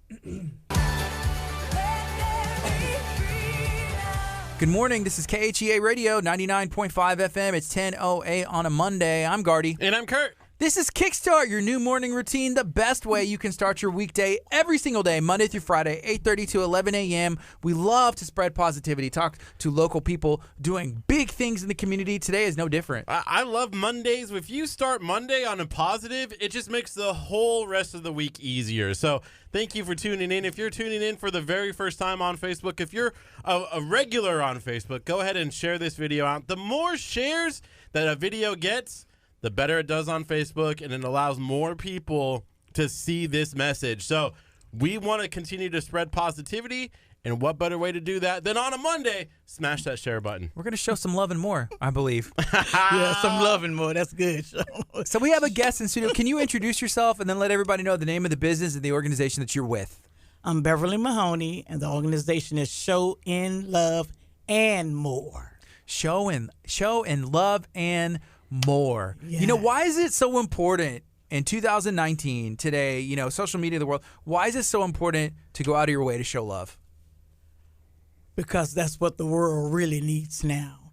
I mean, it's a lot of things that's going on, but what's most important, if we can just show love, no matter what the situations or the circumstances in a person's life, that's what's going to draw them. Yeah. It's enough hate. It's time for some real love. I'm talking agree. about genuine, down to earth, know how to care. Because what's better? Have you found anything better than love? That's about it. I feel like it doesn't get any better than that. Don't get any better than that. The cool thing about it is there's different kinds of love, you know, and just thinking about like the Bible, it literally lists the different kinds of love. You know, you like, you know, me and Kurt, like, hey, I love you as my brother. You know, I have my wife and my kids. And one thing I can fairly, you know, is safe to say, I love food in a different way than I love my wife, but I love them both, you know, a lot. And it's good to share food with my wife. It's good to be able to serve food. Like if I cook and she likes it, that makes me feel good. Yeah. You know, that's kind of like, she's like, I love this food. Yeah. I love you. And it's just like, there's a lot of love that goes on with food. There was this song, speaking of that, you know, there was a song growing up. It was a country song and it was a love song. And they were talking about how, like, I order, you know, that first year of marriage, I always ask for seconds, you know, even if it was bad, you know, just because I love you. Right. That kind of love goes deep. Okay. Because if you could ask for seconds and it wasn't like you're it's like, not good food. You're like forcing yourself through it. Is it good? Mm-hmm. Let's get some seconds over here. Yeah. So can you let everybody know, what does your business, Show and Love and More, what do y'all offer? Wow. A variety. First of all, it's depending on what the clients may want. We cater to small, intimate. We cater to large, quinceañeras, weddings, family. We just did a family reunion.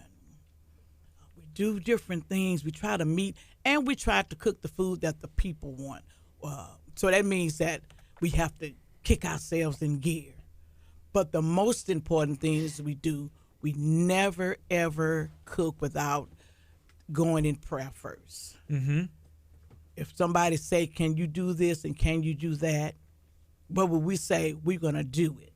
But, you know, because I'm a firm believer that I can do all things through Christ that strengthens us. Mm-hmm. And in the over 3 years that I've been cooking all my life, okay? So been in the last 3 years since the business been moving forward, you know, I have tried some stuff, and I'm telling you, it's the love of God that makes it good.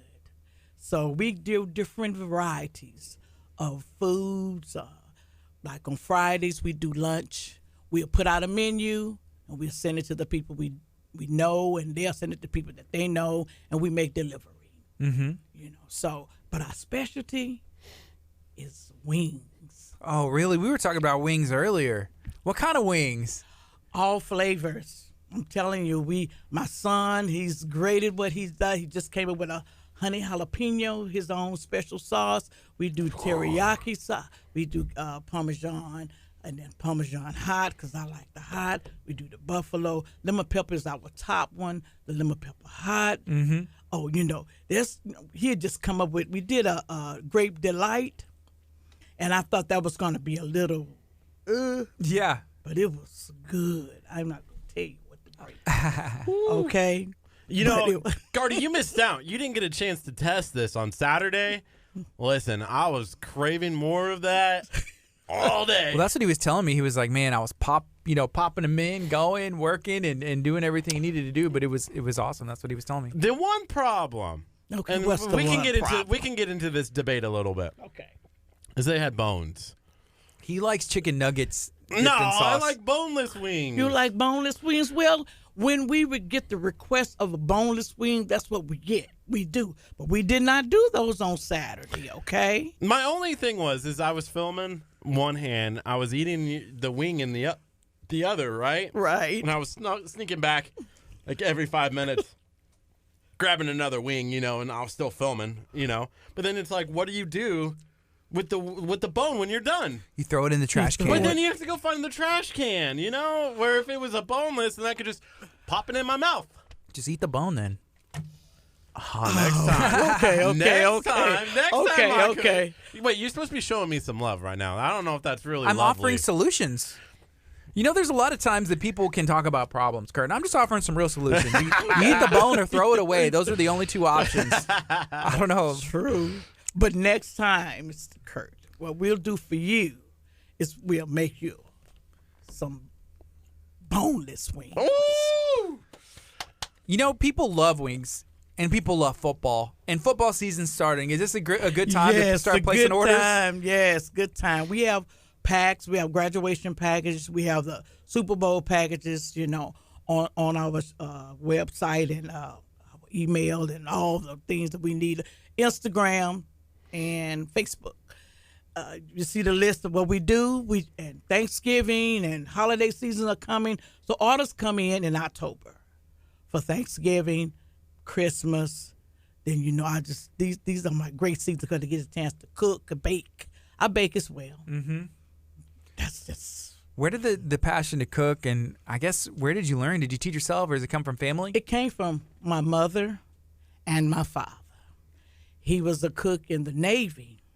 And my mother was just a mother of 8 of us. And 8? 8. I have 7 siblings. And so it's just that we had to learn. It was not an option. It was a must. Especially the girls, we had to learn. And I love that. And it grew. And it increased because I began to add my own. Then my father. Barbecue. That's another one of our specialties. I'm literally getting hungry. Like just talking about this right now, my stomach is starting to growl. So it came. You can't eat until 1 o'clock. Yeah, I'm doing like this weird intermittent fasting thing. So I eat at 1, and then I stop at a certain time. Just trying to, you know. Awesome. Yeah, but I can eat wings. And put like at 1, you know. Oh, don't worry about it. I got y'all covered. All right, We're gonna take care of you guys. Just when it's over, just tell me your best flavor. Ooh. I like it all. I like hot stuff. Like, you know, sometimes I've had at different places, you know, I usually get like a Parmesan or like a garlic or a mango habanero. Right. Those are what I like. And then just the traditional like buffalo. Give me some, you know, man, I'll take it if it's not too hot. Like right. I'll do that. I'll throw down on that. Have you ever done the hot challenge? Have you seen those?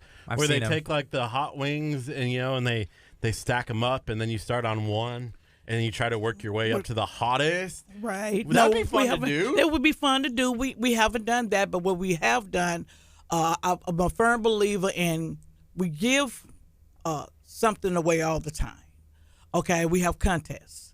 If you can guess what this, then you winner. And if you go on our Instagram page, we had the lady that won. She was doing her dance because she won. And not only that, you know, we give the wing away. Or we'll do whatever the side may be. So, but that's a good thing. We might try that because they can get hot. I bet they can. Man, so what has been the most popular item that y'all have put out? Has there been something where people are like, that's it? I need more of it. Our wings, and I do a loaded mashed potato. You didn't get the loaded mashed potato, I don't think, but it wasn't loaded like I would normally load it. Okay, look at my mouth. Loaded mashed potatoes? Yes. What is inside of loaded mashed potatoes? It's a combination of sour cream and cheese and Parmesan. And I'm just telling y'all my secrets. Got one secret I ain't going to tell you. And it's with bacon, real bacon bits. All our food is done fresh. So we get the real bacon bits to pop the flavors off. And then if there's a request that they don't want the bacon bits, well, you know, we do that too. We'll take away. As long as it's got butter? It has that. You do not do loaded mashed potatoes without butter. I know. You have to do the butter. You have to do the cream because you want it to taste the fullness and the flavor. You got to taste the love. Y'all don't understand what I'm saying. I think I do. Okay, here's where we've goofed in our time as KHEA radio. We talk about food a lot, right?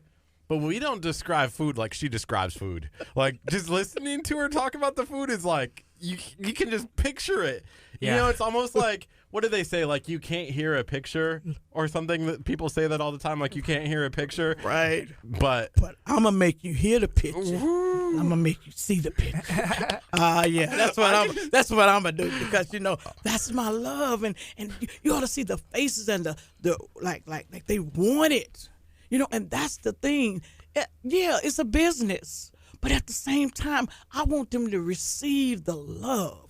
That it was done in love, that no attitude was flowing, and the attitude that was flowing was God's attitude. A good one. So yeah, it's a good one. So that pops out to them, and then they put on Facebook and they say, "Oh, what am I gonna do now? I can't. The children haven't came into class yet, and I'm full." And but the peach cobbler, that's a specialty. Oh, banana pudding. What other kind of desserts? 7-Up pound cake is one of my most popular ones. 7-Up? Like the drink 7-Up? The drink 7-Up. Pound cake. Pound cake. What with is glazed lemon icing made with 7-Up. See, you're going to really make me come back here, right? So I can just bring y'all a little sample. I was hoping for the samples this time. I didn't get a chance to. I'm a minister. I'm a pastor too, so But anyway. So how does let's talk about that, because you just brought it up. How does pastoring and preaching the word of God relate back to food? Like, how does those two mix together? It mix. Because what they did in the biblical time, they did what? They went to house breaking bread. You think they was just breaking bread to just sit there and eat? No, they was breaking bread to minister to each other, to help and increase and encourage one another. It's just one matter of me going to your house and we eating, but we eating with purpose. We're eating to encourage, to build up, to tear down, to restore. But at the same time, they enjoying each other. They're eating some good food. They breaking not just the natural bread, but they breaking the spiritual bread. And guess what?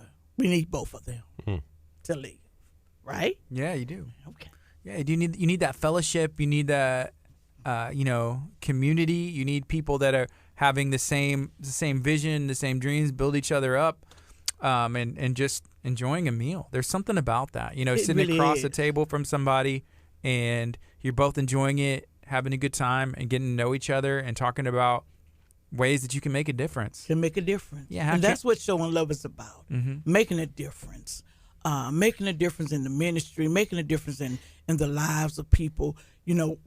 Growing up, it was mandatory that we sit at the table together. We had set times. We ate set times. It wasn't cell phones back then. Right. I'm a little older. But it wasn't cell times. Table at my house. We sit to eat, to fellowship. Yeah, I shared this the other day. No phones. My family, I have a 6-year-old, I have a 2-year-old, and here recently, I've been cooking quite a bit, and I'm trying to make it a point, me and my wife, let's sit at the table, to make my 6-year-old sit at the table. My 2-year-old, she's like ready to go. She'll be wherever she's supposed to be. But, just like, hey, let's be, you have to do it on purpose. You're not going to all accidentally get at the table at the same time. And growing up, we did that. When I was a kid, my wife's family, they did that. And now I think a lot of that is missing just because it's easy for, the cell phone, the iPad, the television, like everything else that's going on. Right. Hey, let's be pretty strategic about it. Let's do it on purpose to where we can sit down, share a meal, and just enjoy that time. Like, hey, just small talk. Small talk. And it'd be good. It's just fellowshipping. Yeah. Because we never know. My son I have 5 children, okay? So 4 boys and one daughter. And then I have step daughters. Man, so Thanksgiving's got to be tough. You got eight brothers and sisters. Well, 7 brothers and sisters, and then you have 5 kids. Yes, and 3 stepdaughters. Gee, well, how do you sit them all around the table? Oh, but I love family. If I told you the real deal, you'd be like, "What?" It's like thousands of us. My family is huge, but I love it. I love family. I love family. I got families. I adopt anybody's children and all children. They know me as Mama. I'm Mama B, and where I go, community, I love it. I love family. I love it so much because I know God loves family.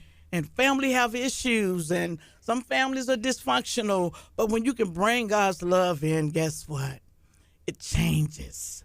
You know, so family is important. And feeding Thanksgiving, not only do I feed us at Thanksgiving, but I have so many orders for Feeding fried everybody else's turkey. family. Yeah. Yes, and we give away whole meals. I'm talking about cooked meals for Thanksgiving. We give one to family. Hey, does everybody in the family cook? Do they enjoy cooking, or are they just like, we're going to let mama cook and we're going to eat? Yeah, okay. That would be me. Yes.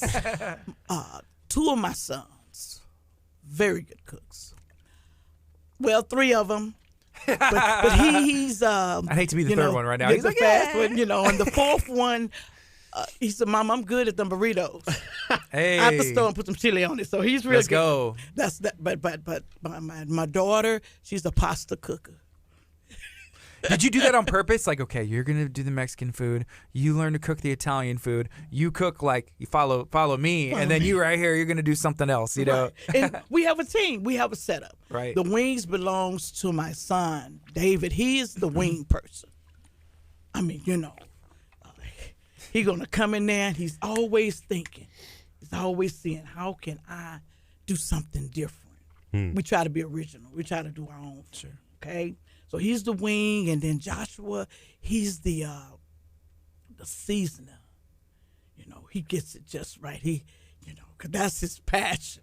He's getting ready to go back to school. So he wants to be that #1 chef, and he's going to be. He's going to culinary school? Yes. Awesome. He starts in 26. Wow. Right there in Alvin. And Alvin at ACC, yeah. Yes. So he changed his major because that's his heartbeat. How does that make you feel, having influenced him to pursue that career path? Oh, man, a mother's heart is so happy when, her children is a part of what she do, and they love like I love, And then my grandbabies, I'm working on them. It's a family affair. You heard about the family affair song? It's a family affair. So that's always, it's a family affair. So, but we spread the love, okay? We spread the love. So it feels good. That's the most important part. Yeah. Love. There's a lot of cool comments coming in. If you have a question here, you can go ahead and drop it in the comments. Thank you for listening to KHEA Radio. .com. Susan says her love is coming through the airwaves. I can feel it. I can feel that you are a positive. Monday's got to be your favorite day, right? You asking me that? Monday is my okay. That was a wonderful question. But I try to make every day a good day, because I have one scripture that I pop on in the mornings. This is the day that the Lord has made. Even Monday. Even Monday. And I will rejoice and be glad in it. No matter what the circumstances or situations are, or what's happening in your world, no matter what you're feeling, you might feel you don't have enough, or you might feel like I'm just not in it today. But if we have God in our lives, and this is the day He have made, it's a requirement that we rejoice and be glad in it. Yeah. Amen. And be thankful. Amen. Amen. Yeah, be thankful for, another day, another opportunity to show love, to be an example, and, feed somebody. Yes. Even if it's just yourself. Hey. Feed somebody. That's right. And that's what I love to do. I love to minister the gospel. I love teenagers. I love women. I love men, But I'm talking about when I can feed them and I can see the joy. We have a thing in the ministry. We call it the Joshua bag. And one of the ministers there, because she would follow her dollar, she wanted to know where the dollar was going. And the Lord told her, no, let's create Joshua bags. And guess what it's filled with? It's filled with God's love. It's filled with some food to nibble on, the tuna fish, and with the chicken and the Viennas and the water and the juice. And then it has the daily bread in it. They get what they need in their natural bodies. So you don't have to spend your dollar. Then if you have to stop at the corner, you just give them a bag and say, here, it's hot. Yeah. So give it away. That's awesome.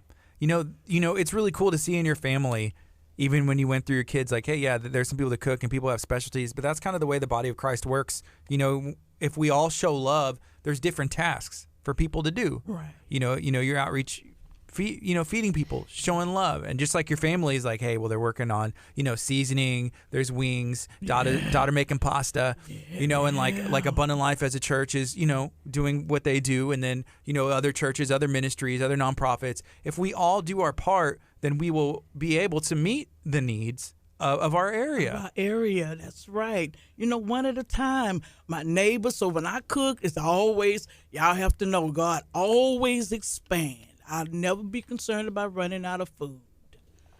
Never. Because why? He multiplies it, right? Right. So my neighbor next door talking about, oh, Miss B, oh, you put your holy foot up in that. So he ate some. So that's what we do. The neighbors, they get a chance to eat a little bit, we'll pack it up and take it to the neighbors. Mm-hmm. Because we got more than enough. And that's how God do. He gives us more than enough. He gives us more than we ever deserve. And so we're his children. So we ought to do the same. We ought to give all we got because it's worth it to see somebody smile, to see somebody say, hey, she really loves me or he really loves me. They care about what I'm going through. Exactly. And I've heard this analogy before because I have kids and, you have kids. And how much we love our kids, and then you think about God and how much more he would love us. If we would do anything for our kids, think about what he would do, for us. And God is good. And, we're blessed to have a Monday here on earth to be able to spread some positivity, show some love in all different ways that we're called to, that he put inside of our heart. And that's what we're doing here this morning. Yes. Showing love and more. Showing love and more. If somebody is looking to get a hold of you, if somebody's looking to contact you on social media, internet, telephone, how do they get a hold of you to be able to check out everything that you got? Yes, everything. They can go on it's Showing Love and More. It's on Instagram and Facebook. Just drop it in, and you're going to see. It'll pop up, huh? Pop up. You'll see the ribs, you see the comments, you see the fried turkeys, you see the apple pies and the peach and the pumpkin and the German chocolates and the coconut and pineapple upside down. You will see all that. You see the little cups and then you see the big cups. Mm-hmm. So, I'm sorry, y'all. I just love cooking. Yeah. But the best thing of it all, I just love the fact that I have an opportunity to even spread a little love on a Monday morning. Exactly. With the name, which I love, by the way, does anybody ever get confused about it being food? Haven't. When it first started, this name came from my oldest son. The Lord gave him that. My children is in ministry with me as well. So he gave him that. He was a trouble person at first. But he knew how to love God in his trouble. So when we do what we required to do, train them up in the way they should go when they grow old, they won't depart. They coming back, and God gave him that name. It was Showing Love, and we have a van. It's the only van in the world. And it has Showing Love. It was a Showing Love dollar store. We delivered. Like you go to the dollar store, and you couldn't, senior citizen or people that have a car, they can come to the truck and purchase their stuff. Get the things they need. Yeah. So it died down, but the Showing Love didn't. We came back, and then God said, add more. Why? Because he was going to do more. We're going to minister to more. We're going to put more out there, give more choices, and at the same time, give them more of him with our attitude. Is it difficult to take a leap of faith, starting even that business and then obviously like, hey, I'm going to try and do, catering. That's it doesn't seem like it would be an easy decision to make. Like I'm going to do this. Let's go. And it was the hardest thing was to walk in this faith and knowing and not knowing. The just shall do what? Live by faith. And that's my scripture he gave me. He said, I need you to walk by faith and not by sight on what you see. Mm-hmm. And so the transition was I always loved to cook. So it was always there. And I did quinceañeras, I did weddings, and I just did it. You know, charge a little bit of nothing. You know, just putting it out there. Yeah. Word of mouth. You know, but then, you know, it changed. It's business. It's my livelihood. And you know, catering is not every day. So I'm still transitioning. Can I keep it real? 100%. I'm still transitioning and trusting God to provide and to make that way. That's the hardest thing to do sometimes. Transition? No. Take that leap of faith? Trusting that it's going to be okay. It's going to be okay. You know, there's one thing I want to say before I get back into this. Curt made a comment as KHEA Radio saying he's never had fried turkey before. That was Curt. I grew up eating fried turkey, and it's stinking delicious. And my mouth and my stomach and everything is making noise and watering. I don't know, how do you even know it's possible? I don't think I've never even heard that was even possible. So please don't pull me into these things. I thought it was commenting as me. Okay. I'm sorry. Okay. But yeah, I've never had fried. Now let's go back turkey. to taking that leap of faith. Okay, I wanted to say this. on Sunday morning, we dropped a post about James Harden, who was out and about and saw someone fishing for food. It was a homeless mother with a little kid, and he goes, "You know what? Stop," and gave $10,000 right there to the mother, which was blew my mind that could happen. And somebody actually complained on our post and said, "There's people here who need that too," you know, because he was, I think, in another country. And I stopped. I almost replied back, but I didn't. Let's let it go. But here's the thing. There's more than enough.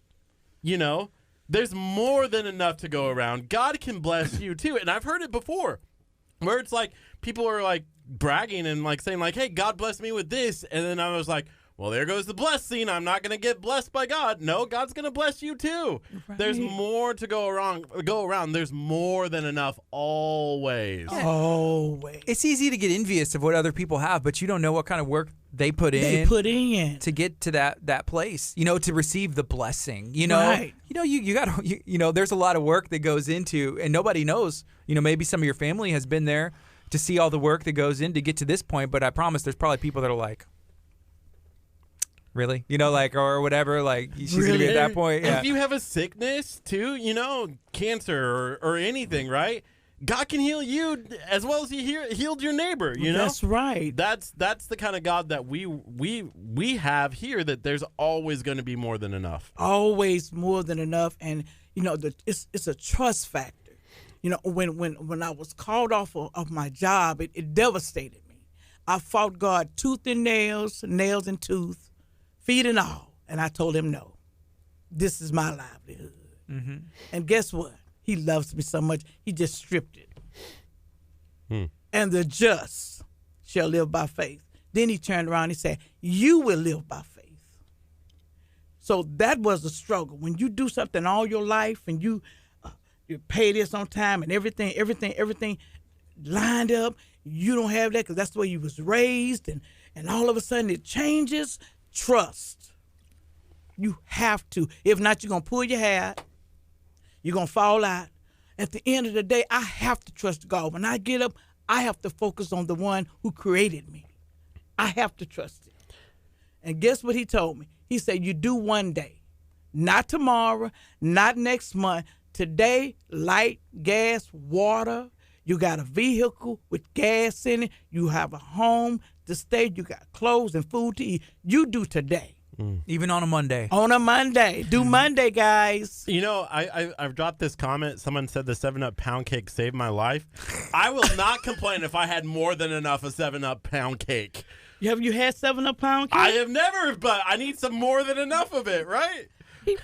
Yeah. Where you been? Well, I don't know. He's from Nebraska. I'm from Nebraska. We don't have good food in Nebraska, I've learned. People need to move to Texas more. Okay. Yeah, I'm hearing, and I'm gonna do what I hear. So when I got Curt's number, and I'm gonna give him a call. Woo! And then I'm just gonna give him a call. So we work that out. I'm gonna work it out with him. I'm a help. Listen, I'll have more than enough, and I'll give it with get it. You gonna share? See what you gonna do with it? I don't know. Pray for me. Just keep me in prayer. That's all I need to deal with him. Hey, let's take a quick break on the FM. This is KHEA Radio 99.5 FM. Okay, so we're still on Facebook. I'll be back. All right, you good?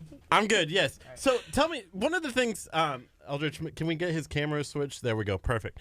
Hey, how did you find out? Because I met you at the Helen Hall Library event in Lake City. Correct. Right. How did you get involved with that? Because it was about volunteering, right? Right. So how did that tie into kind of what you do for catering? Well, Mr. London invited us. Well, my son and Mr. London, we all are friends. He is a volunteer there. That's his job. And so he told us about what was going to happen. The vendors was coming. And so my son asked, you think we can get in there, to bring samples of food and let them taste? And so he said he's going to see what he can do. And he done it. And so, but it gave us opportunity to meet others. I found out something that I really needed to find out about a shelter that was offered there. I can't think of it. I got her card because I know people and I know women that could use the services. And then I got my boys and girls club. Was that the head that I got too? Big Brothers, Big Sisters? Big Brothers, Big Sister. Yes. Yes, I was Shannon. able to. Yes. And so it was good that we were there, even though we were there putting our business out there, because that was the purpose too. But we was able to feed people as well and let them enjoy what we had. But to be a volunteer, to come in to meet other volunteers and see what other people doing. You got to be concerned what other folks is doing and see what you can do to help and put a donation here to kind of help them, So do you do volunteers as well for your catering or how does that work? Okay, sometimes we might get somebody that, just can't and need and want to grow themselves and they need a caterer. Well, we don't charge them like we would charge normally, just something to take off the expense maybe of the food or basically. But sometimes we just do what we do like we did on Saturday. Not often, but we do when needed because we'll help us one to another. Why is that important to help others like those volunteers organizations, Oh, because they are doing so much for the community. They're reaching out. They're helping those that can't help themselves. They got places set up that's needed. I mean, I don't know about people. I don't know if they see what I see. But I see that there's people that have needs all over, all flavors, all kind. They need the help that was the people that was there. I love the senior citizen. I love the fact that they had the dogs and they're able to help and encourage. Oh, those dogs were so cool. Oh, yes. Tuck, I wanted to take him home with me. He was so gorgeous. But the point is that every volunteer that was needed, they were needed to minister to whatever, give information that we can take back. It was in the League City area and Webster and all that, but I'm in Houston, Fresno area. They need to. Yeah, so do you cater all over or just in the Houston area? We cater where, how can I say this? We do Houston area, around and about, so Sugar Land, Missouri City, so Houston. So we need to expand, and we want to expand. Our desire is to have a food truck. Oh, that'd be awesome. There's a lot of places around here, including at this at our radio station, which is located at Abundant Life Christian Center. We do events all the time where food is needed. We do. In April, we had a community baby shower. We had over 400 expecting mothers at our campus, and we gave away food. We gave away cribs and strollers. It was such a powerful thing to see. I mean, that whole building was just running with energy because it was such a unique opportunity that you don't hear or see a community baby shower for people who can't afford to have a baby shower, It was so cool. Right. You're right about that. So just spread the love. Just spread the love. It's, what was said here? He has so much to give. Barry White got this song out. Y'all know Barry White. Mm-hmm. Okay, he gone. I got so much to give to you, my dear. We got so much to give. And then he say, practice what you preach. If you're going to preach this gospel, you ought to practice it. You ought to live in it. You ought to walk in it. Even when they come at you, we got to take on the attitude of God, the attitude of Jesus. Let this mind be in me, which is in Christ Jesus, so I won't mishandle you because you mishandle me. Mm-hmm. Let me give you the love, okay? Because we mishandle God a lot, but he never stopped loving on us. And when he gets in us, we want to love people the same way. So I reach out. I'm an outreach person. I go to the ones that tatted up and nobody want to talk to them. I go to the ones that don't smell good because nobody want to deal with it. And they're still, God loves them just as much as he loves me and you. Just as much. Right. I go to the piercing. I go to the women that, right. Because I know. I go to the teenagers because I know. And so they don't need anybody to put their foot on their neck because they already have enough feet on their neck. Mm-hmm. What they need is somebody to love them to life.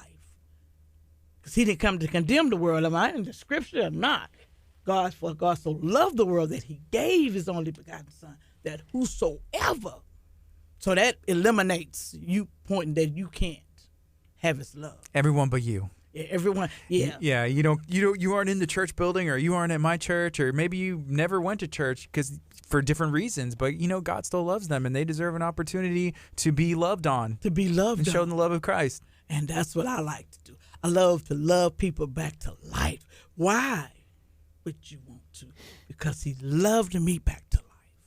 And one way you can spread this positive message and this message of love is by sharing this video. If you're watching on Facebook, hit a thumbs up. Let us know if you've checked out Show and Love and More on social media. There were some tags in that as well. But yeah, make sure you share this video and let's see if we can spread some positivity even on a Monday.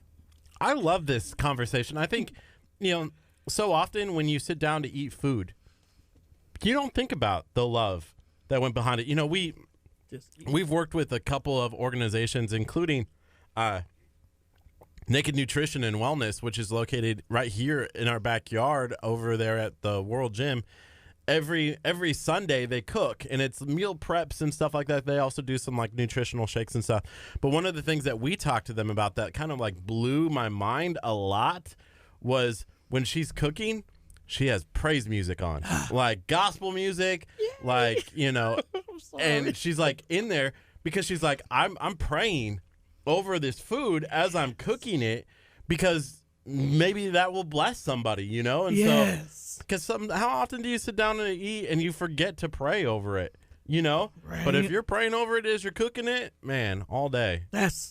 She sounds like a woman after my own heart, okay? Because it just helps. You got the music, because I'm a worshiper too. I just love to get in the presence of the Lord, and I don't need anybody. It's just me and him.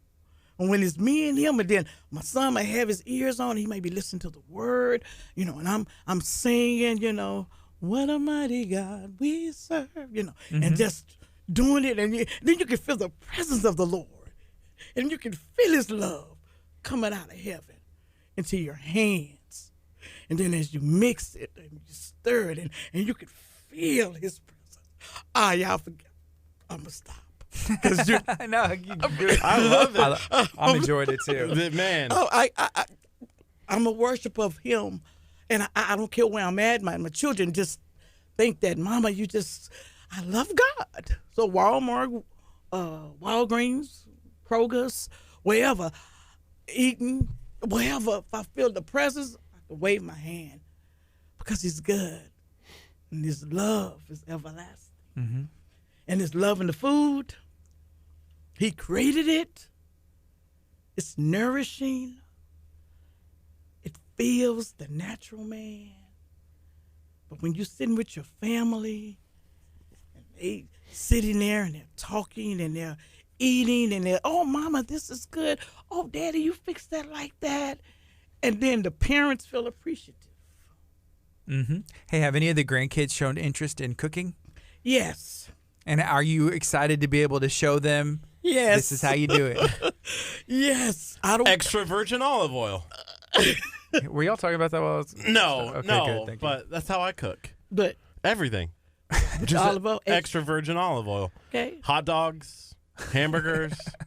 Look at Alrighty then. Well, you do. You cook the hot dog in the extra virgin olive oil. He always Try likes to this. give his cooking tips. Try this. This will be good. Okay, And I'm then you listening. take the bun and you put the bun inside of like the oil as well. So you're cooking the bun in the oil on the grill. Mm-hmm. Oh.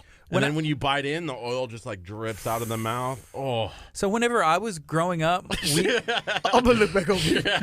we ate a lot of fried food. Like even like if you have frozen food and then just put it in the grease, like a burrito or like taquitos, and even like we'd make our own taco shells. My mom would. But we'd always, whenever I had hot dogs, it was always chili dogs. And I'm a big fan of chili. And I throw chili on anything. But she would just like put it, like heat up the chili, put the weenie in there, and then it would end up like cooking and heating up. That's the way we did it growing up. And I've kind of kept that. As an adult. Okay. But not trying the extra virgin olive oil on the hot dogs that Kurt's like a big fan of. He's a big fan. I see he got excited. Yeah. He got excited. Man, once I learned how to do that, also grilled cheese sandwiches. I love grilled instead cheese. of butter, Okay. I like grilled cheese too. put some extra virgin olive oil Okay. on the grill. Okay. Drop the grilled cheese. My wife made grilled cheese last night. Did you do it that way? She did not. She made it the traditional way. Missing. You know what? I will never like go to back. try. I like to try different. So I'm gonna try that grilled cheese. I don't know about the hot dog. No, yeah, grilled cheese. Do extra virgin olive oil instead, and grilled on the extra Grill virgin it on olive. there. Okay. Oh, I all got day. your number. I'm gonna tell you how it went. Now you chili out of a can. Yeah. I like just like Wolf brand chili. It's quick and it's easy. Okay. I'm a big fan of it. Yeah, but no, I do like the potted chili, and that's a different kind of get together altogether. But I love chili. You love I'm a big chili? fan of chili. When we go on the FM, because I said we got 30 seconds, we got to ask her about tacos and see if she's going to become a cook in our taco cook-off. She was sharing that there is one son who is the burrito expert. I wonder if he'd enter. we gonna if we're gonna enter, it won't be with him. Well, first of all, no, he's a police officer, so that's just a little thing that he do. But I have another son that really, that's his favorite is Mexican food. All right. He's good at that. So, and I guess what? I just what I ate last night. I ate tacos. Woo. I like the taco with the refried beans. Oh yeah. We're gonna go on the FM right now. Here we go. Good morning. This is KHEA Radio 99.5 FM. This is Kickstart. I'm Gardy. And I'm Curt. It's 10:52 a.m. TGIM. Even on a Monday, it's going to be a good day. We are talking about positivity. We're talking about spreading love. We got showing love and more. We got Miss Mahoney here in studio talking about everything that she does in the kitchen. You know, talking about family, talking about God. How are you doing this morning? Doing well on a Monday morning. On a Monday morning. Monday morning, Right, TGIM. Okay, is Monday hard or something? Not for us. Okay. We're trying to change Mondays. Mondays, I feel like, it's almost like mustaches, right? They get a bad rap. Well, So Mondays, we're trying to change that. But Monday did nothing to deserve it. Mustaches, sometimes you kind of gave them a bad reputation there for a bit. But Dang. we're going to be doing some really cool things, even throughout the rest of the day. The day's still just getting started, so it's early. It's early, and if somebody is looking to have some good food, I think they should check you out. What can you offer? What can you offer them? Well, I can offer them, first of all, I can offer them the love and offer them what they desire to have. They just have to call or go online and see and pick. And then once they call the number that's online, I mean, on the Instagram or Facebook, they'll talk to my daughter and she'll give them detail. And she can give them, they can give her details. And she's going to get it back to me. That's her end. She's the marketing. She handles all that part of the business. So anything that they want, they can give a call. Mm-hmm. The number is on the social media. And talk to Miss Nankisha Kennard, and I tell you, she'll give you detail, prices, make it work for you. All right. And I believe that's It's SHO, show, in, the letter N, love, and more. And you can find that on Facebook, and I believe that's on Instagram as well. So it's show, SHO, love, and more. Make sure you check out, give a follow as well. And I see here's this comment. It says, wings, wings, wings, which we were learning about earlier. I had to step out. I was like, there's some food going on, and my stomach's growling. I don't know what's going on. But I'm here, and man, I'm excited to try those wings, and I'm excited for Curt to try fried turkey one day. I think it could change his life. When would I have had like a Thanksgiving? Yes. Yeah, normally the fried turkeys are done Thanksgiving. Like the year just passed, we did like about 30 of the fried wings. That's one of the specialties. Mm-hmm. You know, we do the bake and the smoke and the smoker. But Curt, I got your number. She's so disappointed in me. I would get that. I mean, I didn't know where you were from. Okay, so, but no fried turkey. I'm a woman of my word. Ask anybody. If I say I'm going to do something, it's going to be done. Man. So we're going to get you some fried turkey. Are you going to because share you gave with me an opportunity to come and share God's love. And I might even throw you some of my famous dressing in there too. Ooh. I asked what was in the ingredients, and someone just replied back love, and I was like, Kurt's trying to make his. This isn't working as well. what? Oh yeah, no box. This is all made from. It was like, No, how do you make love? That's a crazy question. This is a Christian radio station, Right. 9.5 FM, KHEA. What a weird question. Anyway, Fried turkey is one way, Curt. Fried turkey. fried turkey, love it. That's my favorite. Like, have you ever watched a cartoon where they're eating like turkey or a chicken leg and it looks so good and juicy? Like, this Yeah. is what I related to. The first time I had it, I was probably in junior high, and my dad was like, frying turkey. That's what fried turkey tastes like. It's so moist. Yes. It's so good. Yes. It's stinking delicious, man. I promise you, once you have Stinking fried turkey, delicious, it's he going to said. ruin like every other turkey for you. Like baked turkey Yeah. in the oven, it's just not going to be the same. Dang, I can't wait. Let's go all day. Hey, if you're just tuning in, I wanted to give everybody an opportunity. We were talking off air on the Facebook page about our Talk of Taco cook-off. You got to go check out talkoftaco.com. It's TALK of taco.com. We're giving we're trying to find the best taco in the world, and we figured why not have a cook-off to see where it's at. So it's taking place right here in Lamarck, Texas at Abundant Life Christian Center and KHEA Radio Studio parking lot. It's benefiting the United Way of Galveston County mainland. So go check out talkoftaco.com. Maybe you can become a sponsor. Maybe you can bring some cook-off teams. Maybe you're a vendor and want to sell some of your awesome items. You can do that. Go check it out. October 12th, 9 to 3. It's going to be a great time. Yeah, you don't even have to be like a taco specialist. We have people like Axe Masters. Some of our partners is an axe throwing like arena. They're going to be throwing down on some tacos, and they may win. They could be the best tacos in the world. So we're going to find out. Right now, we're about out of time, and we've had show and love and more here in studio, talking about everything that they have to offer and everything that they are doing to spread love in our community.